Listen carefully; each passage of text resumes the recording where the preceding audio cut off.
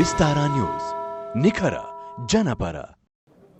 ವಿಸ್ತಾರ media private ಲಿಮಿಟೆಡ್ನ ವಿಸ್ತಾರ news logo ಮತ್ತು website ಅನಾವರಣ ಕಾರ್ಯಕ್ರಮ ಈಗ ಆರಂಭ ಆಗಲಿಕ್ಕಿದೆ. ಮಾಧ್ಯಮ ಲೋಕದಲ್ಲಿ ಬಹು ನಿರೀಕ್ಷೆಯನ್ನು ಹೊತ್ತು ಬರ್ತಾ ಇರುವಂತಹ ಹೊಸ ಮೀಡಿಯಾ ಹೌಸ್ ಇದು ವಿಸ್ತಾರ ಮೀಡಿಯಾ ಪ್ರೈವೇಟ್ ಲಿಮಿಟೆಡ್. ಇದರ ಅತ್ಯಂತ ವಿಶಿಷ್ಟವಾದಂಥ ಲೋಗೋ ಹಾಗೂ ಇವತ್ತು ಜಗತ್ತಿಗೆ ತೆರೆದುಕೊಳ್ಳಲಿರುವ ವೆಬ್ಸೈಟ್ನ ಅನಾವರಣ ಕಾರ್ಯಕ್ರಮ ಆರಂಭ ಆಗಲಿಕ್ಕಿದೆ. ಈ ಕಾರ್ಯಕ್ರಮ ಅತ್ಯಂತ ವಿಶಿಷ್ಟವಾಗಿ ಆರಂಭ ಆಗಲಿಕ್ಕಿದೆ. ರಾಜ್ಯದ ಇಬ್ಬರು ಗಣ್ಯ ನಾಯಕರ ಶುಭ ಹಾರೈಕೆಗಳೊಂದಿಗೆ ಈ ಕಾರ್ಯಕ್ರಮ ಆರಂಭ ಆಗಲಿಕ್ಕಿದೆ. ನಾನೀಗ ವೇದಿಕೆಗೆ ಆಹ್ವಾನಿಸ್ತಾ ಇದ್ದೇನೆ ನಮ್ಮ ರಾಜ್ಯದ ಆರೋಗ್ಯ ಸಚಿವರಾಗಿರುವ ಡಾಕ್ಟರ್ ಕೆ ಸುಧಾಕರ್ ಅವರನ್ನು ನಿಮ್ಮೆಲ್ಲರ ಚಪ್ಪಾಳೆಗಳ ಮೂಲಕ ಸ್ವಾಗತಿಸ್ತಾ ಇದ್ದೇನೆ. ಅವರು ಈ ವೇದಿಕೆಯಲ್ಲಿ ವಿಸ್ತಾರ ನ್ಯೂಸ್ ಪ್ರೈವೇಟ್ ಲಿಮಿಟೆಡ್ನ ಈ ಮಹಾ ಸಾಹಸಕ್ಕೆ ತಮ್ಮ ಶುಭ ಹಾರೈಕೆಗಳನ್ನು ಹೇಳಲಿಕ್ಕಿದ್ದಾರೆ. ಡಾಕ್ಟರ್ ಕೆ ಸುಧಾಕರ್ ಅವರು.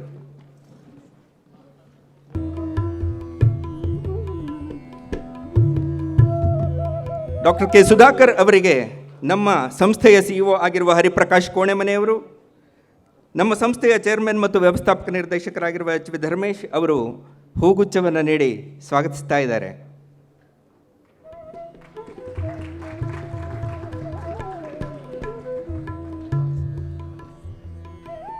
ಅವರ ಜೊತೆಗೆ ನಮ್ಮ ಸಂಸ್ಥೆಯ ನಿರ್ದೇಶಕರಾಗಿರುವ ಶ್ರೀನಿವಾಸ್ ಹೆಬ್ಬಾರ್ ಅವರು ಜೊತೆಗಿದ್ದಾರೆ.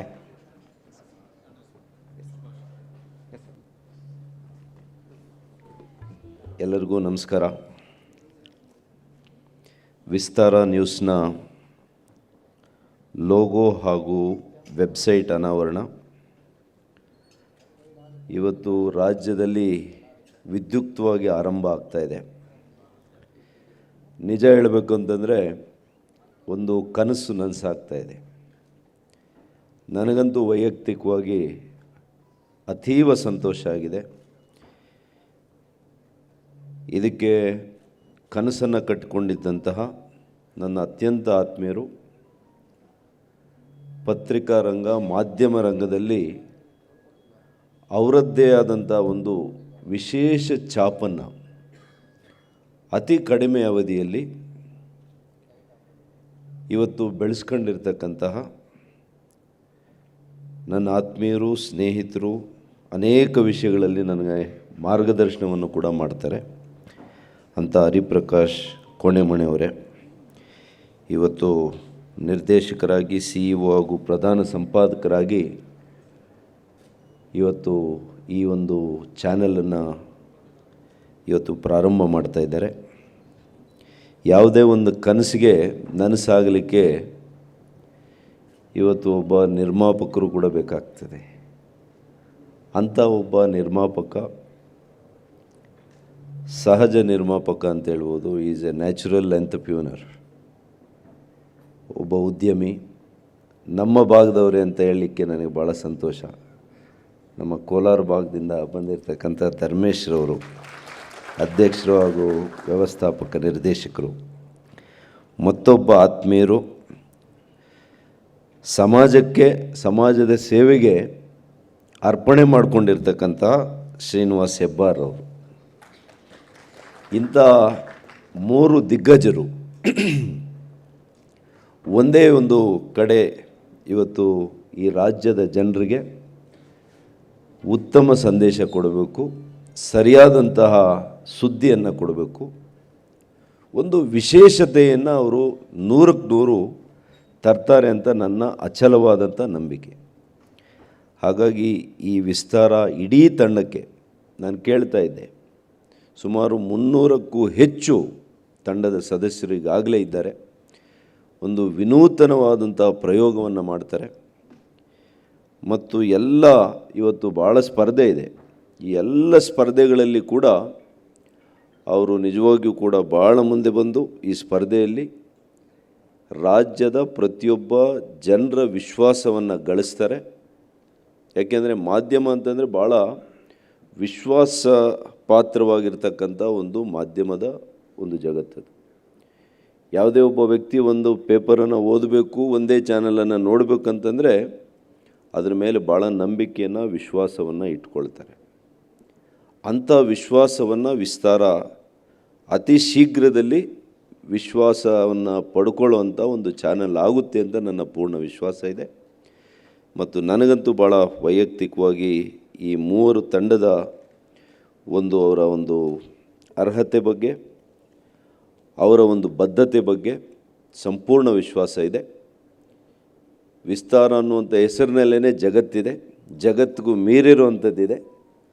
ಅಷ್ಟರಲ್ಲಿ ಕೂಡ ಸರ್ವಸ್ಪರ್ಶಿ ಆಗಲಿ ಸರ್ವವ್ಯಾಪಿ ಆಗಲಿ ವಿಸ್ತಾರ ಎಲ್ಲ ಕಡೆ ಕೂಡ ಇಲ್ಲಿ ಪ್ರಾರಂಭ ಅಷ್ಟೇ ಇದೆ. ಇನ್ನೂ ಕೂಡ ಈ ಪ್ರಾರಂಭ ಇಡೀ ಜಗತ್ತಿಗೆ ವಿಸ್ತರಿಸುವಂತಹ ಒಂದು ಸಂಸ್ಥೆಯಾಗಿ ಬೆಳೀಲಿ ಅಂತೇಳಿ ಆ ಭಗವಂತನಲ್ಲಿ, ನನ್ನ ಗುರು ಶಂಕರಾಚಾರ್ಯರಲ್ಲಿ ನಾನು ಪ್ರಾರ್ಥನೆಯನ್ನು ಮಾಡಿ ನಿಮಗೆ ಶುಭಾಶಯಗಳನ್ನು, ಅಭಿನಂದನೆಗಳನ್ನು ಸಲ್ಲಿಸ್ತೀನಿ. ನಮಸ್ಕಾರ.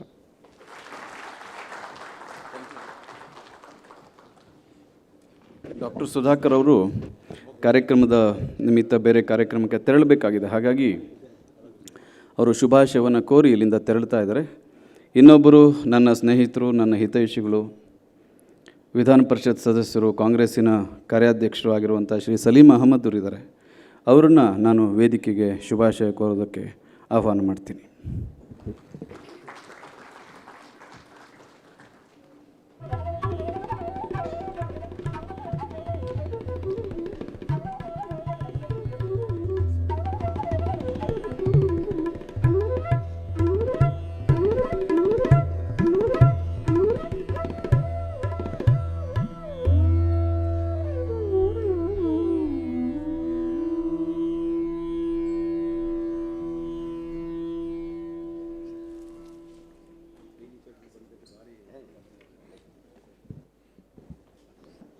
ವಿಸ್ತಾರ ನ್ಯೂಸ್ ಚಾನೆಲ್ ಈ ಕಾರ್ಯಕ್ರಮದ ಲೋಗೋ ಮತ್ತು ವೆಬ್ಸೈಟ್ ಅನಾವರಣ ಹಾಗೂ ವಿಸ್ತಾರ ಡಿಜಿಟಲ್ ಸಂವಾದ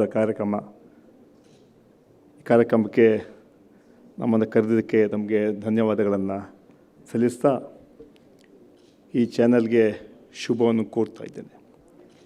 ವಿಶೇಷವಾಗಿ ಸ್ನೇಹಿತರಾದ ಹರಿಪ್ರಕಾಶ್ ಕೋಣೆಮನೆಯವರು, ಧರ್ಮೇಶ್ ಅವರು, ಶ್ರೀನಿವಾಸ್ ಹೆಬ್ಬಾರವರ ನಾಯಕತ್ವದಲ್ಲಿ ಈ ಹೊಸ ಒಂದು ಚಾನಲ್ನ ತಂದಿದ್ದೀರಾ. ವಿಶ್ವಾಸ ಇದೆ ನಮಗೆ. ಯಾವ ರೀತಿ ವಿಜಯವಾಣಿ, ವಿಜಯ ಕರ್ನಾಟಕದಲ್ಲಿ ತಾವಿದ್ದು ಬಹಳ ಕಡಿಮೆ ಸಮಯದಲ್ಲಿ ಆ ಸಂಸ್ಥೆಗಳಿಗೆ ಹೆಚ್ಚು ಒತ್ತನ್ನು ಕೊಟ್ಟು ಸಮಾಜದಲ್ಲಿ ಹಲವಾರು ವಿಚಾರಗಳನ್ನು, ರಾಜಕೀಯ ಮಾತ್ರ ಅಲ್ಲ, ಸಾಮಾಜಿಕವಾಗಿ ಬೇರೆ ಬೇರೆ ವಿಚಾರಗಳನ್ನು ಅದರ ಮೂಲಕ ಬಿತ್ತರಿಸಿ ಮನೆ ಮಾತಾಗಿ ಮಾಡುವಂತಹ ದೊಡ್ಡ ಕೀರ್ತಿ ತಮಗೆ ಸಲ್ಲುತ್ತೆ.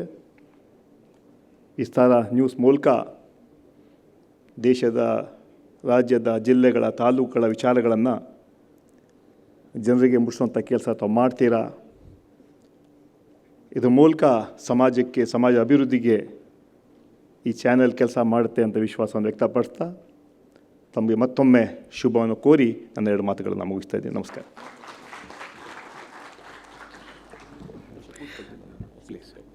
ಆರಂಭಿಕವಾಗಿ ನಮಗೆ ಶುಭಾಶಯ ಕೋರದಂಥ ಡಾಕ್ಟರ್ ಸುಧಾಕರ್ ಅವರಿಗೆ ಮತ್ತು ಶ್ರೀ ಸಲೀಂ ಅಹಮದ್ ಅವರಿಗೆ ವಿಸ್ತಾರ ಮೀಡಿಯಾದ ಪರವಾಗಿ ಅನಂತ ಕೃತಜ್ಞತೆಯನ್ನು ಸಲ್ಲಿಸ್ತೀವಿ. ಈಗ ನಮ್ಮ ನಿಗದಿತ ಕಾರ್ಯಕ್ರಮ ಆರಂಭ ಆಗುತ್ತೆ. ಇಬ್ಬರು ಸುಮನಸ್ಸಿನ ನಾಯಕರ ಮಾತುಗಳ ಮೂಲಕ ವಿಸ್ತಾರದ ಈ ಮಹಾಪಯಣ ಆರಂಭಗೊಂಡಿದೆ. ಈಗ ಅಧಿಕೃತವಾಗಿ ನಮ್ಮ ಕಾರ್ಯಕ್ರಮ ಮುಂದುವರಿಯುತ್ತದೆ. ಸಾಮಾನ್ಯವಾಗಿ ನಾವು ಯಾವುದೇ ಸಂಸ್ಥೆಯ ಭವ್ಯ ಇತಿಹಾಸದ ಬಗ್ಗೆ ಮಾತಾಡ್ತೇವೆ, ವೈಭವೋಪೇತ ವರ್ತಮಾನದ ಬಗ್ಗೆ ಮಾತಾಡ್ತೇವೆ. ಆದರೆ ಈಗಷ್ಟೇ ಜೀವ ತಳಿತಾ ಇರುವಂತಹ ವಿಸ್ತಾರ ಮೀಡಿಯಾ ಪ್ರೈವೇಟ್ ಲಿಮಿಟೆಡ್ ಮಾಧ್ಯಮ ಲೋಕದ ಭವಿಷ್ಯದ ಬಗ್ಗೆ ಹೆಚ್ಚು ಮಾತನಾಡಲು ಬಯಸ್ತಾ ಇದೆ. ಅದೇ ಕಾರಣಕ್ಕಾಗಿ ನಾವು ಇವತ್ತು ಇಲ್ಲಿ ಆಯೋಜನೆ ಮಾಡಿರುವಂಥದ್ದು ಒಂದು ಅತಿ ವಿಶಿಷ್ಟವಾಗಿರುವಂತಹ ಸಂವಾದ. ಭಾರತದಲ್ಲಿ ಡಿಜಿಟಲ್ ಮಾಧ್ಯಮದ ಭವಿಷ್ಯ ಎನ್ನುವ ಬಗ್ಗೆ ಈ ಸಂವಾದವನ್ನು ಏರ್ಪಡಿಸಿದ್ದೇವೆ. ನಮ್ಮ CEO ಮತ್ತು ಪ್ರಧಾನ ಸಂಪಾದಕರಾಗಿರುವ ಹರಿಪ್ರಕಾಶ್ ಕೋಣೆಮನೆಯವರು, ಶ್ರೀನಿವಾಸ್ ಹೆಬ್ಬಾರವರು ನಿರ್ದೇಶಕರು ಹಾಗೂ ಚೇರ್ಮನ್ ಮತ್ತು ವ್ಯವಸ್ಥಾಪಕ ನಿರ್ದೇಶಕರಾಗಿರುವ HV ಧರ್ಮೇಶ್ ಅವರ ಅತ್ಯಾಸಕ್ತಿಯಿಂದ ಈ ಕಾರ್ಯಕ್ರಮ ನಡೀತಾ ಇದೆ. ಈ ಕಾರ್ಯಕ್ರಮದ ಸಂವಾದದಲ್ಲಿ ಭಾಗವಹಿಸುವುದಕ್ಕಾಗಿ ಆಗಮಿಸಿದ್ದಾರೆ ಸಂಸ್ಥೆಯ CEO ಮತ್ತು ಸಹ ಸಂಸ್ಥಾಪಕರಾಗಿರುವ ಅಪ್ರಮೇಯ ರಾಧಾಕೃಷ್ಣ ಅವರು, ಓಪನ್ ಡಾಟ್ ಮನಿಯ ಸಹ ಸಂಸ್ಥಾಪಕರಾಗಿರುವ ಅನೀಶ್ ಅಚ್ಯುತನ್ ಅವರು, ಫ್ರೀಡಮ್ ಆ್ಯಪ್ನ ಸಂಸ್ಥಾಪಕರು ಮತ್ತು CEO ಆಗಿರುವ CS ಸುಧೀರ್ ಅವರು ಅವರೆಲ್ಲರೂ ಕೂಡ ಈ ವೇದಿಕೆಗೆ ಆಗಮಿಸ್ತಾ ಇದ್ದಾರೆ. ಅವರನ್ನು ನಿಮ್ಮೆಲ್ಲರ ಪ್ರೀತಿಯ ಚಪ್ಪಾಳೆಯೊಂದಿಗೆ ಸ್ವಾಗತಿಸಿ, ಅದರ ಜೊತೆಗೆ ಆಗಮಿಸಿದ್ದಾರೆ ಈ ಕಾರ್ಯಕ್ರಮವನ್ನು ನಡೆಸಿಕೊಡ್ಲಿಕ್ಕಾಗಿ ಹೈ ಕನ್ಸಲ್ಟಿಂಗ್ ಇದರ CEO ಆಗಿರುವ N ರವಿಶಂಕರ್ ಅವರು. ಅವರೆಲ್ಲರನ್ನ ಅತ್ಯಂತ ಪ್ರೀತಿಯಿಂದ ಈ ವೇದಿಕೆಗೆ ಕರೆದುಕೊಂಡು ಬಂದಿದ್ದೇವೆ.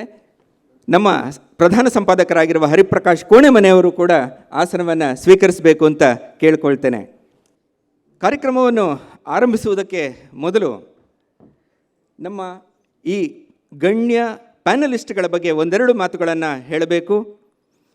ಮೊದಲನೇದಾಗಿ, ನಿಮಗೆಲ್ಲರಿಗೂ ಗೊತ್ತಿದೆ, ನಮಗೆಲ್ಲರಿಗೂ ಗೊತ್ತಿದೆ, ಎಲ್ಲರೂ ಒಂದು ಹೆಸರನ್ನು ಕೇಳಿದ್ದೇವೆ, ಕೂ ಆ್ಯಪ್ ಅಂತ.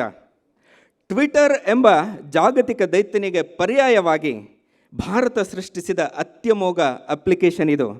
ಇದನ್ನು ಸ್ಥಾಪಿಸಿದವರು ನಮ್ಮ ಕನ್ನಡ ನಾಡಿನ ಹೆಮ್ಮೆಯ ತಂತ್ರಜ್ಞಾನ ಉದ್ಯಮಿ ಶ್ರೀ ಅಪ್ರಮೇಯ ರಾಧಾಕೃಷ್ಣ ಅವರು. ಈ ಹೆಮ್ಮೆಯ ಕನ್ನಡಿಗನಿಗೆ ಕರೆಕ್ಟ್ ನಿಮ್ಮ ಚಪ್ಪಾಳೆಗಳು ಬಿಡಬೇಕು. 2020 ಮಾರ್ಚ್ನಲ್ಲಿ ಆರಂಭ ಆದಂಥ ಈ ಕೂ ಆ್ಯಪ್ ಕನ್ನಡ, ಇಂಗ್ಲಿಷ್, ಮರಾಠಿ, ತೆಲುಗು, ಬೆಂಗಾಲಿ ಸೇರಿದಂತೆ 10 ಭಾಷೆಗಳಲ್ಲಿ ಲಭ್ಯ ಇದೆ. ಜಗತ್ತಿನ ಹಲವು ದೇಶಗಳಲ್ಲಿ ಜನಪ್ರಿಯ ಆಗಿದೆ. ಪ್ರಾದೇಶಿಕ ಭಾಷೆಗಳ ಮಹತ್ವವನ್ನು ಮತ್ತು ಸಾಧ್ಯತೆಗಳನ್ನು ಹೆಚ್ಚಿಸಿದ ಕೂ ಆ್ಯಪ್, ಇದರ ಬಗ್ಗೆ ಸ್ವತಃ ಪ್ರಧಾನಿ ನರೇಂದ್ರ ಮೋದಿಯವರೇ ಮಾತಾಡಿದ್ದಾರೆ. ಈ ಅಪ್ರಮೇಯ ರಾಧಾಕೃಷ್ಣ ಅವರು ಕೂ ಆ್ಯಪ್ಗೂ ಮೊದಲು ಒಂದು ಟ್ಯಾಕ್ಸಿ ಫಾರ್ ಶೋರ್ ಅನ್ನುವಂಥ ಕ್ಯಾಬ್ ಬುಕ್ಕಿಂಗ್ ಸೇವೆಯನ್ನು ಆರಂಭ ಮಾಡಿದರು. ಅದು ಮುಂದೆ ಓಲಾ ಕ್ಯಾಬ್ನಿಂದ ಖರೀದಿಸಲ್ಪಟ್ಟು ಜಗತ್ತಿನಾದ್ಯಂತ ಗಮನ ಸೆಳೆದಿದೆ. ಇಂತಹ ಒಬ್ಬ ಮಹಾ ಸಾಧಕನನ್ನು ಈ ವೇದಿಕೆಗೆ ಆಹ್ವಾನಿಸಲಿಕ್ಕೆ ನಮಗೆ ಅತ್ಯಂತ ಖುಷಿಯಾಗ್ತಾ ಇದೆ. ನಮ್ಮ ವಿಸ್ತಾರ ಮೀಡಿಯಾದ COO ಮತ್ತು ಆಗಿರುವ ಪರಶುರಾಮ್ ಅವರು ಆಗಮಿಸಿ ಅವರಿಗೆ ಹೂವಿನ ಬೊಕೆಯನ್ನು ನೀಡಿ ಸ್ವಾಗತಿಸಬೇಕು ಅಂತ ಕೇಳ್ಕೊಳ್ತೇನೆ. ನಮ್ಮ ಕಾರ್ಯಕ್ರಮದ ಇನ್ನೊಬ್ಬ ಅತಿಥಿ, ಅವರಿಗೆ ನೀವು ಮೊದಲೇ ಚಪ್ಪಾಳೆ ಹೊಡಿಬೇಕು. ಯಾಕಂದರೆ ಅವರು ಒಬ್ಬ ಹೈಸ್ಕೂಲ್ ಡ್ರಾಪ್ಔಟ್. 3 ವರ್ಷ ತಿರುವನಂತಪುರದ ದೇವಾಲಯಗಳಲ್ಲಿ ಮತ್ತು ರೈಲ್ವೆ ನಿಲ್ದಾಣಗಳಲ್ಲಿ ಜೀವನ ನಡೆಸಿದರು. ಎದ್ದರೆ ಮಲಗಿದರೆ ಒಂದೇ ಧ್ಯಾನ, ಅದೇನು ಹೇಳಿದ್ರೆ ಸ್ಟಾರ್ಟಪ್ ಮಾಡಬೇಕು ಅಂತ. ಅವರೇ ನಮ್ಮ ಅನೀಶ್ ಅಚ್ಯುತನ್, open.money ಇದರ ಸಹ ಸಂಸ್ಥಾಪಕರು. ಇವರು 7ನೇ ಕ್ಲಾಸ್ನಿಂದಲೇ ಇಂಟರ್ನೆಟ್ ಲೋಕವನ್ನು ಪ್ರವೇಶ ಮಾಡಿದವರು. ಅದೆಷ್ಟೋ ವೆಬ್ಸೈಟ್ಗಳನ್ನು ಆಗಲೇ ಸ್ಥಾಪನೆ ಮಾಡಿದವರು. ಇವರು SSLCಯನ್ನು ಪೂರ್ಣ ಮಾಡಿಲ್ಲ. ಎಲ್ಲರೂ ಕೂಡ ಅವರವರ ರಿಸಲ್ಟ್ಗಳ ಬಗ್ಗೆ ಯೋಚನೆ ಮಾಡ್ತಾ ಇದ್ದರೆ ಇವರು ರಿಸಲ್ಟ್ಗಳ ಬಗ್ಗೆ ಯೋಚನೆನೇ ಮಾಡಿಲ್ಲ. ಇವರು ಯೋಚನೆ ಮಾಡಿದ್ದು ರಿಸಲ್ಟ್ಗಳನ್ನು ಆನ್ಲೈನಲ್ಲಿ ಹೇಗೆ ತೋರಿಸಬಹುದು ಅಂತ. ಅಂತಹ ಒಬ್ಬ ಮಹಾ ಸಾಧಕ ಇವತ್ತು ನಮ್ಮ ಜೊತೆಗಿದ್ದಾರೆ. ಅವರು open.money ಅಥವಾ ಓಪನ್ ಮನಿ ಟೆಕ್ನಾಲಜೀಸ್ ಎಂಬ ಹಣಕಾಸು ತಂತ್ರಜ್ಞಾನ ಸ್ಟಾರ್ಟಪ್ನ ಸಹ ಸಂಸ್ಥಾಪಕರು ಮತ್ತು CEO ಆಗಿದ್ದಾರೆ. ನೀವು ಮತ್ತೊಮ್ಮೆ ಚಪ್ಪಾಳೆ ತಟ್ಟಬೇಕು ಅವರಿಗೆ. ಯಾಕಂದರೆ 2017ರಲ್ಲಿ ಬೆಂಗಳೂರಿನಲ್ಲಿ ಸ್ಥಾಪನೆಯಾದಂತಹ ಓಪನ್ ಮನಿ ಟೆಕ್ನಾಲಜಿ ಸ್ಟಾರ್ಟಪ್ ಕೇವಲ 5 ವರ್ಷಗಳಲ್ಲಿ ದೇಶದ 100ನೇ ಯುನಿಕಾರ್ನ್ ಆಗಿ ಬೆಳೆಯುವ ಮೂಲಕ ಒಂದು ಹೊಸ ಇತಿಹಾಸವನ್ನು ಸೃಷ್ಟಿ ಮಾಡಿದೆ. ಅಂಥ ಒಬ್ಬ ಮಹಾ ಸಾಧಕನಿಗೆ ವಿಸ್ತಾರ ಬಳಗ ಅತ್ಯಂತ ಪ್ರೀತಿಯಿಂದ ಸ್ವಾಗತವನ್ನು ಕೋರ್ತಾ ಇದೆ. ವಿಸ್ತಾರ ನ್ಯೂಸ್ನ ಎಕ್ಸಿಕ್ಯೂಟಿವ್ ಎಡಿಟರ್ ಆಗಿರುವಂಥ ಶರತ್ MS ಅವರು ಅವರನ್ನು ಪ್ರೀತಿಯಿಂದ ಹೂಗುಚ್ಛ ನೀಡಿ ಸ್ವಾಗತಿಸಬೇಕು ಅಂತ ಕೇಳ್ಕೊಳ್ತೇನೆ.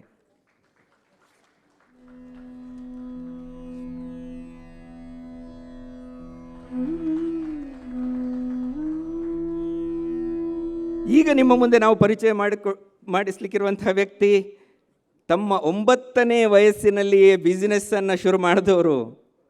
ಅಂದರೆ ಮನೆಯಲ್ಲಿ ಬಳಸಿ ಹೆಚ್ಚಾಗ್ತಾ ಇದ್ದಂಥ ಹಾಲನ್ನು ಅಮ್ಮನ ಸಲಹೆಯಂತೆ ಮಾರಾಟ ಮಾಡಿ ಹಣ ಗಳಿಸ್ಲಿಕ್ಕೆ ಆರಂಭ ಮಾಡಿದ್ರು. ಹೈಸ್ಕೂಲ್ನಲ್ಲಿ ಓದುವಾಗಲೇ ಇಟ್ಟಿಗೆ ಫ್ಯಾಕ್ಟ್ರಿ ಪ್ರಾರಂಭ ಮಾಡಿದರು. ಮುಂದೆ ಅವರೇ ಭಾರತದ ಅತಿ ದೊಡ್ಡ ಹಣಕಾಸು ಸಲಹಾ ಸಮಿತಿಯನ್ನು ಕಟ್ಟಿ ನಿಲ್ಲಿಸಿದವರು. ಅವರು ಬೇರೆ ಯಾರೂ ಅಲ್ಲ, indiamoney.com ಮತ್ತು ಫೈನಾನ್ಷಿಯಲ್ ಫ್ರೀಡಮ್ ಆ್ಯಪ್ನ ಸಂಸ್ಥಾಪಕರು ಮತ್ತು CEO ಆಗಿರುವ ಹಣಕಾಸು ತಜ್ಞ CS ಸುಧೀರ್ ಅವರು. ಅವರಿಗೆ ನಿಮ್ಮೆಲ್ಲರ ಪ್ರೀತಿಯ ಚಪ್ಪಾಳೆಗಳು ಬರಬೇಕು. 2008ರಲ್ಲಿ indiamoney.com ಸ್ಥಾಪಿಸಿದಾಗ ಅವರ ವಯಸ್ಸು ಕೇವಲ 22. ನಿಮ್ಮಲ್ಲಿ ತುಂಬ ಜನ ಈ ವಯಸ್ಸಿನವರು ಇದ್ದೀರಿ. ಈಗ ಈ ಕಂಪನಿಯ ಗ್ರಾಹಕರ ಸಂಖ್ಯೆ ಬರೋಬ್ಬರಿ 1 ಕೋಟಿ. 2020ರಲ್ಲಿ ಸುಧೀರ್ ಅವರು ಲಾಂಚ್ ಮಾಡಿದಂಥ ಫ್ರೀಡಮ್ ಆ್ಯಪ್ನಲ್ಲಿ ವೈಯಕ್ತಿಕ ಹಣಕಾಸು, ಕೃಷಿ, ಸಣ್ಣ ವ್ಯಾಪಾರ ಸೇರಿದ ಹಾಗೆ 780 ಕೋರ್ಸ್ಗಳಿವೆ. ಈ ಕೋರ್ಸ್ಗಳ ಮೂಲಕ ಲಕ್ಷಾಂತರ ಜನರು ಹೊಸ ಬದುಕನ್ನು ಕಟ್ಟಿಕೊಳ್ತಾ ಇದ್ದಾರೆ. ಇಂಥ ಒಬ್ಬ ಮಹಾಸಾಧಕ ಇವತ್ತು ನಮ್ಮ ಕಾರ್ಯಕ್ರಮದ ಅತಿಥಿ. ಅವರನ್ನು ವಿಸ್ತಾರ ಮೀಡಿಯಾದ ಮಾರ್ಕೆಟಿಂಗ್ ವೈಸ್ ಪ್ರೆಸಿಡೆಂಟ್ ಆಗಿರುವ ನವನೀತ್ CM ಅವರು ಹೂಗುಚ್ಛ ನೀಡಿ ಸ್ವಾಗತಿಸಬೇಕು ಅಂತ ಕೇಳ್ಕೊಳ್ತೇನೆ.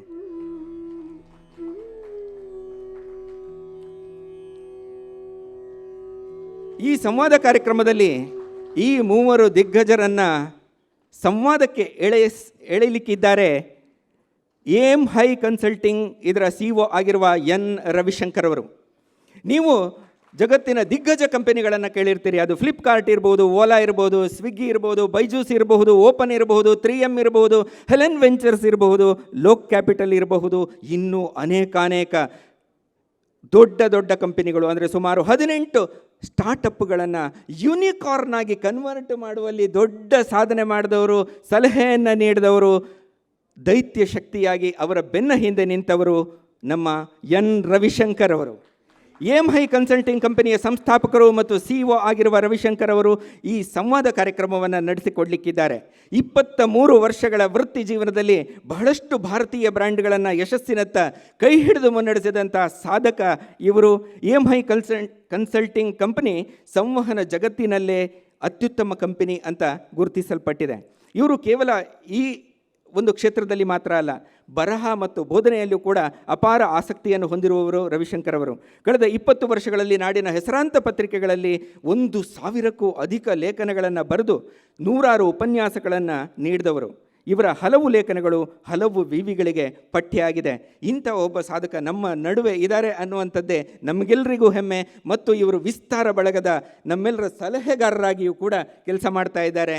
ಅವರನ್ನು ನಮ್ಮ ವಿಸ್ತಾರ ನ್ಯೂಸ್ನ ಡಿಜಿಟಲ್ ಎಡಿಟರ್ ಆಗಿರುವ ರಮೇಶ್ ಕುಮಾರ್ ನಾಯಕ್ ಅವರು ಹೂಗುಚ್ಛ ನೀಡಿ ಸ್ವಾಗತಿಸಬೇಕು ಅಂತ ಕೇಳ್ಕೊಳ್ತೇನೆ.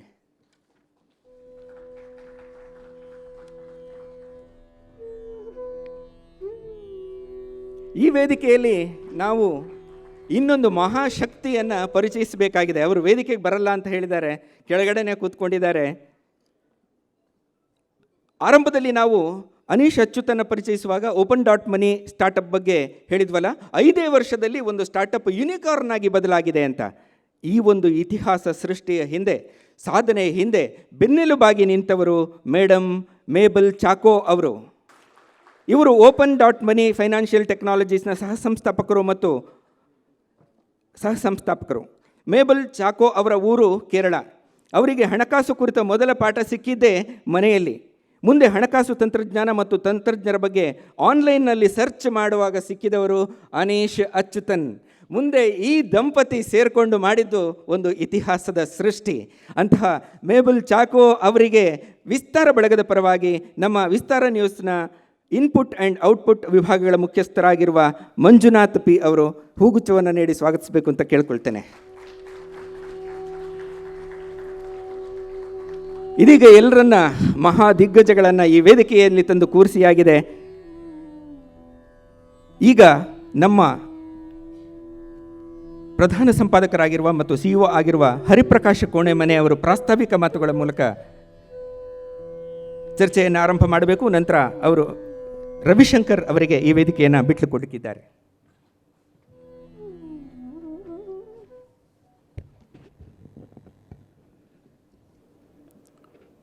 ವಿಸ್ತಾರ ಮೀಡಿಯಾದ ಶುಭಾರಂಭಕ್ಕೆ ಪೂರ್ವದಲ್ಲಿ ಭಾರತದಲ್ಲಿ ಡಿಜಿಟಲ್ ಮಾಧ್ಯಮದ ಭವಿಷ್ಯದ ಕುರಿತಾಗಿ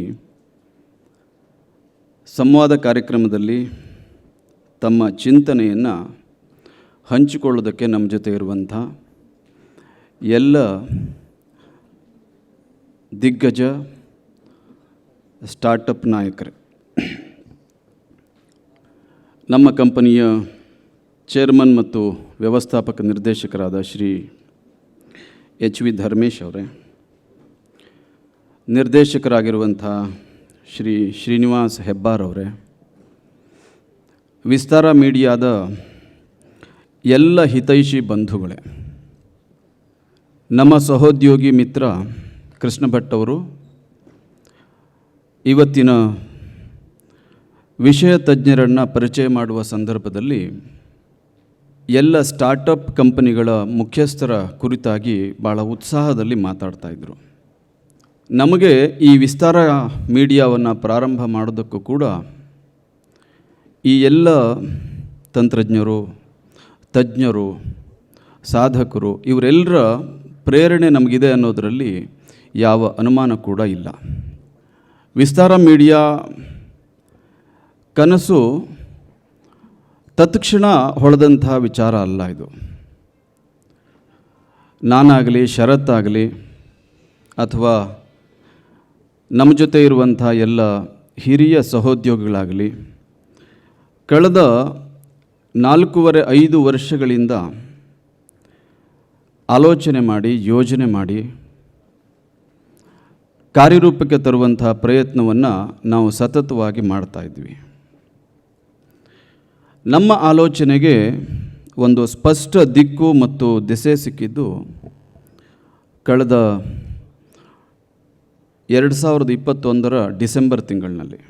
ಅನೇಕ ವರ್ಷಗಳ ನನ್ನ ಸ್ನೇಹಿತರಾಗಿರುವಂಥ ಧರ್ಮೇಶ್ ಅವರು, ನನ್ನ ಹಿತೈಷಿಗಳಾಗಿರುವಂಥ ಶ್ರೀ ಶ್ರೀನಿವಾಸ್ ಹೆಬ್ಬಾರ್ ಅವರು ನಮ್ಮ ಜೊತೆ ಗಟ್ಟಿಯಾಗಿ ನಿಲ್ಲುವಂತಹ ತೀರ್ಮಾನವನ್ನು ತೆಗೆದುಕೊಂಡ ನಂತರ ನಾವು ಅಲ್ಲಿಂದ ಈ ವಿಸ್ತಾರ ಮೀಡಿಯಾದ ಸ್ಥಾಪನೆಯ ಕೆಲಸವನ್ನು ನಾವು ಪ್ರಾರಂಭ ಮಾಡಿದ್ವಿ ಅಧಿಕೃತವಾಗಿ.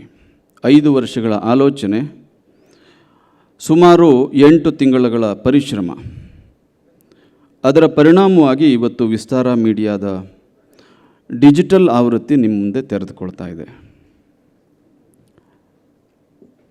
ಇನ್ನೊಂದು ತಿಂಗಳಲ್ಲಿ ಆಗಸ್ಟ್ ಕೊನೆಯ ಒಳಗಾಗಿ ನಮ್ಮ ನ್ಯೂಸ್ ಚಾನಲ್ ಆರಂಭ ಆಗೋದಕ್ಕಿದೆ. ಇಲ್ಲಿ ಕೆಲಸ ಮಾಡ್ತಾ ಇರುವಂಥ ಎಲ್ಲ ಹಿರಿಯ ಪತ್ರಕರ್ತರ ಅನುಭವವನ್ನು ನಾವು ಪರಿಗಣನೆಗೆ ತೆಗೆದುಕೊಂಡ್ರೆ ನಾವೆಲ್ಲರೂ ಹೆಚ್ಚಿನ ಕಾಲ ಪ್ರಿಂಟ್ ಮೀಡಿಯಾದಲ್ಲಿ ಕೆಲಸ ಮಾಡಿರುವಂಥವ್ರು. ನಾವೆಲ್ಲರೂ ಸೇರಿ ಈಗ ನಮ್ಮ ಯಾತ್ರೆಯನ್ನು, ನಮ್ಮ ಪಯಣವನ್ನು ಡಿಜಿಟಲ್ ಮೀಡಿಯಾದ ಕಡೆ ಹೆಜ್ಜೆ ಇಡೋದಕ್ಕೆ ನಾವೆಲ್ಲ ಉದ್ಯುಕ್ತರಾಗ್ತಾ ಇದ್ದೀವಿ. ಇದರ ಅರ್ಥ ನಾವು ಯಾವುದೋ ಒಂದು ಹೊಸ ದಿಕ್ಕನ್ನು ತೆಗೆದುಕೊಂಡಿದ್ದೀವಿ ಅಂತ ಅಲ್ಲ. ಮಾಧ್ಯಮ ಆರಂಭ ಆದಾಗಿಂದಲೂ ಕಾಲಕಾಲಕ್ಕೆ ತನ್ನದೇ ಆದಂತಹ ಬದಲಾವಣೆಯನ್ನು ಕಂಡುಕೊಳ್ತಾನೆ ಬಂದಿದೆ. ಇವತ್ತು ಒಂದು ಹೊಸ ಆಯಾಮಕ್ಕೆ ನಾವು ತೆರೆದುಕೊಳ್ತಾ ಇದ್ದೀವಿ. ಇವತ್ತಿನ ಚರ್ಚೆಯ ವಿಷಯ ವಿಸ್ತಾರ ಮೀಡಿಯಾದ ಡಿಜಿಟಲ್ ಆವೃತ್ತಿಯ ಉದ್ಘಾಟನೆಯ ಸಂದರ್ಭದಲ್ಲಿ ನಾವು ಆಲೋಚನೆ ಮಾಡಿದ್ವಿ. ನಾವು ಒಂದು ಗಟ್ಟಿಯಾದಂತಹ ವಿಷಯದ ಕುರಿತಾಗಿ ಹೊಸ ದಿಕ್ಕನ್ನು ತೆರೆದಿಡೋದರ ಜೊತೆಗೆ ನಾವು ಈ ಕಾರ್ಯವನ್ನು ಆರಂಭಿಸಬೇಕು ಅಂತ ತೀರ್ಮಾನ ಮಾಡಿದ್ವಿ. ಅದಕ್ಕೆ ವಿಷಯದ ತಲೆಬರಹ ಈಗಾಗಲೇ ನಿಮಗೆ ಗೊತ್ತಿದೆ, ಭಾರತದಲ್ಲಿ ಡಿಜಿಟಲ್ ಮೀಡಿಯಾದ ಭವಿಷ್ಯ ಅಂತ. ನಮಗೇನೋ ಅನುಮಾನ ಇದೆ ಅನ್ನೋ ಕಾರಣಕ್ಕೋಸ್ಕರ ಈ ಚಿಂತನೆಯನ್ನು ಇಟ್ಟಿಲ್ಲ. ನಮಗಿರುವಂಥ ಆಲೋಚನೆಯನ್ನು ಸ್ಪಷ್ಟವಾದ ದಿಕ್ಕಿನಲ್ಲಿ ಇದನ್ನು ವ್ಯಕ್ತಪಡಿಸಬೇಕು, ಸ್ಪಷ್ಟವಾದಂತಹ ರೀತಿಯಲ್ಲಿ, ಮತ್ತು ಇರುವಂಥ ಹಲವಾರು ಗೊಂದಲಗಳನ್ನು, ಅನುಮಾನಗಳನ್ನು ನಿವಾರಣೆ ಮಾಡಬೇಕು. ಹೊಸ ಮಾಧ್ಯಮ ತನ್ನ ದಿಕ್ಕನ್ನು ಕಂಡುಕೊಳ್ಳುವಂತಹ ಸಂದರ್ಭದಲ್ಲಿ ನಾವು ಗಟ್ಟಿಯಾದಂಥ ಹೆಜ್ಜೆಯನ್ನು ಇಡಬೇಕಾದಂಥ ಸಂದರ್ಭದಲ್ಲಿ ಸ್ಪಷ್ಟವಾದಂಥ ಆಲೋಚನೆ, ಅದರ ಜೊತೆಗೆ ನಾವು ಹೆಜ್ಜೆ ಇಡಬೇಕು ಅಂಥೇಳಿ ಈ ಕಾರ್ಯಕ್ರಮವನ್ನು ಇವತ್ತು ಆಯೋಜನೆ ಮಾಡಿದ್ದೀವಿ. ಒಂದು ಕಡೆ ಮುದ್ರಣ ಮಾಧ್ಯಮ ಇದೆ, ಇನ್ನೊಂದು ಕಡೆ ಡಿಜಿಟಲ್ ಮಾಧ್ಯಮ ಇವತ್ತು ನಮ್ಮನ್ನು ಹತ್ತಿರಕ್ಕೆ ಸೆಳೆದುಕೊಳ್ತಾ ಇದೆ.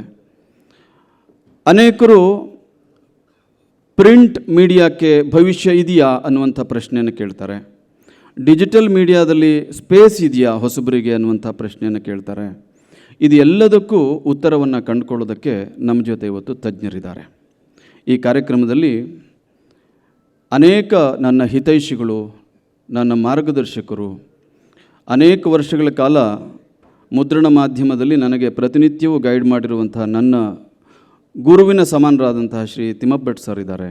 ಅನೇಕ ಹಿತೈಷಿಗಳು ಇಲ್ಲಿ ನೀವೆಲ್ಲ ಇದ್ದೀರಾ. ನಿಮ್ಮ ಜೊತೆ ಈ ಚರ್ಚೆಯನ್ನು ನಾವೀಗ ಆರಂಭಿಸ್ತೀವಿ. ಭಾರತದಲ್ಲಿ ಡಿಜಿಟಲ್ ಮಾಧ್ಯಮದ ಭವಿಷ್ಯ. ಈ ಚರ್ಚೆಯನ್ನು ನಿರ್ವಹಣೆ ಮಾಡೋದಕ್ಕೋಸ್ಕರ ನಮಗೆ ಎನ್ ರವಿಶಂಕರ್ ಅವರಿಗಿಂತಲೂ ಇನ್ನೂ ಉತ್ತಮವಾದಂತಹ ವ್ಯಕ್ತಿ ಇನ್ನೊಬ್ಬರಿಲ್ಲ ಅಂತ ಅನ್ನಿಸ್ತು ನಮಗೆ.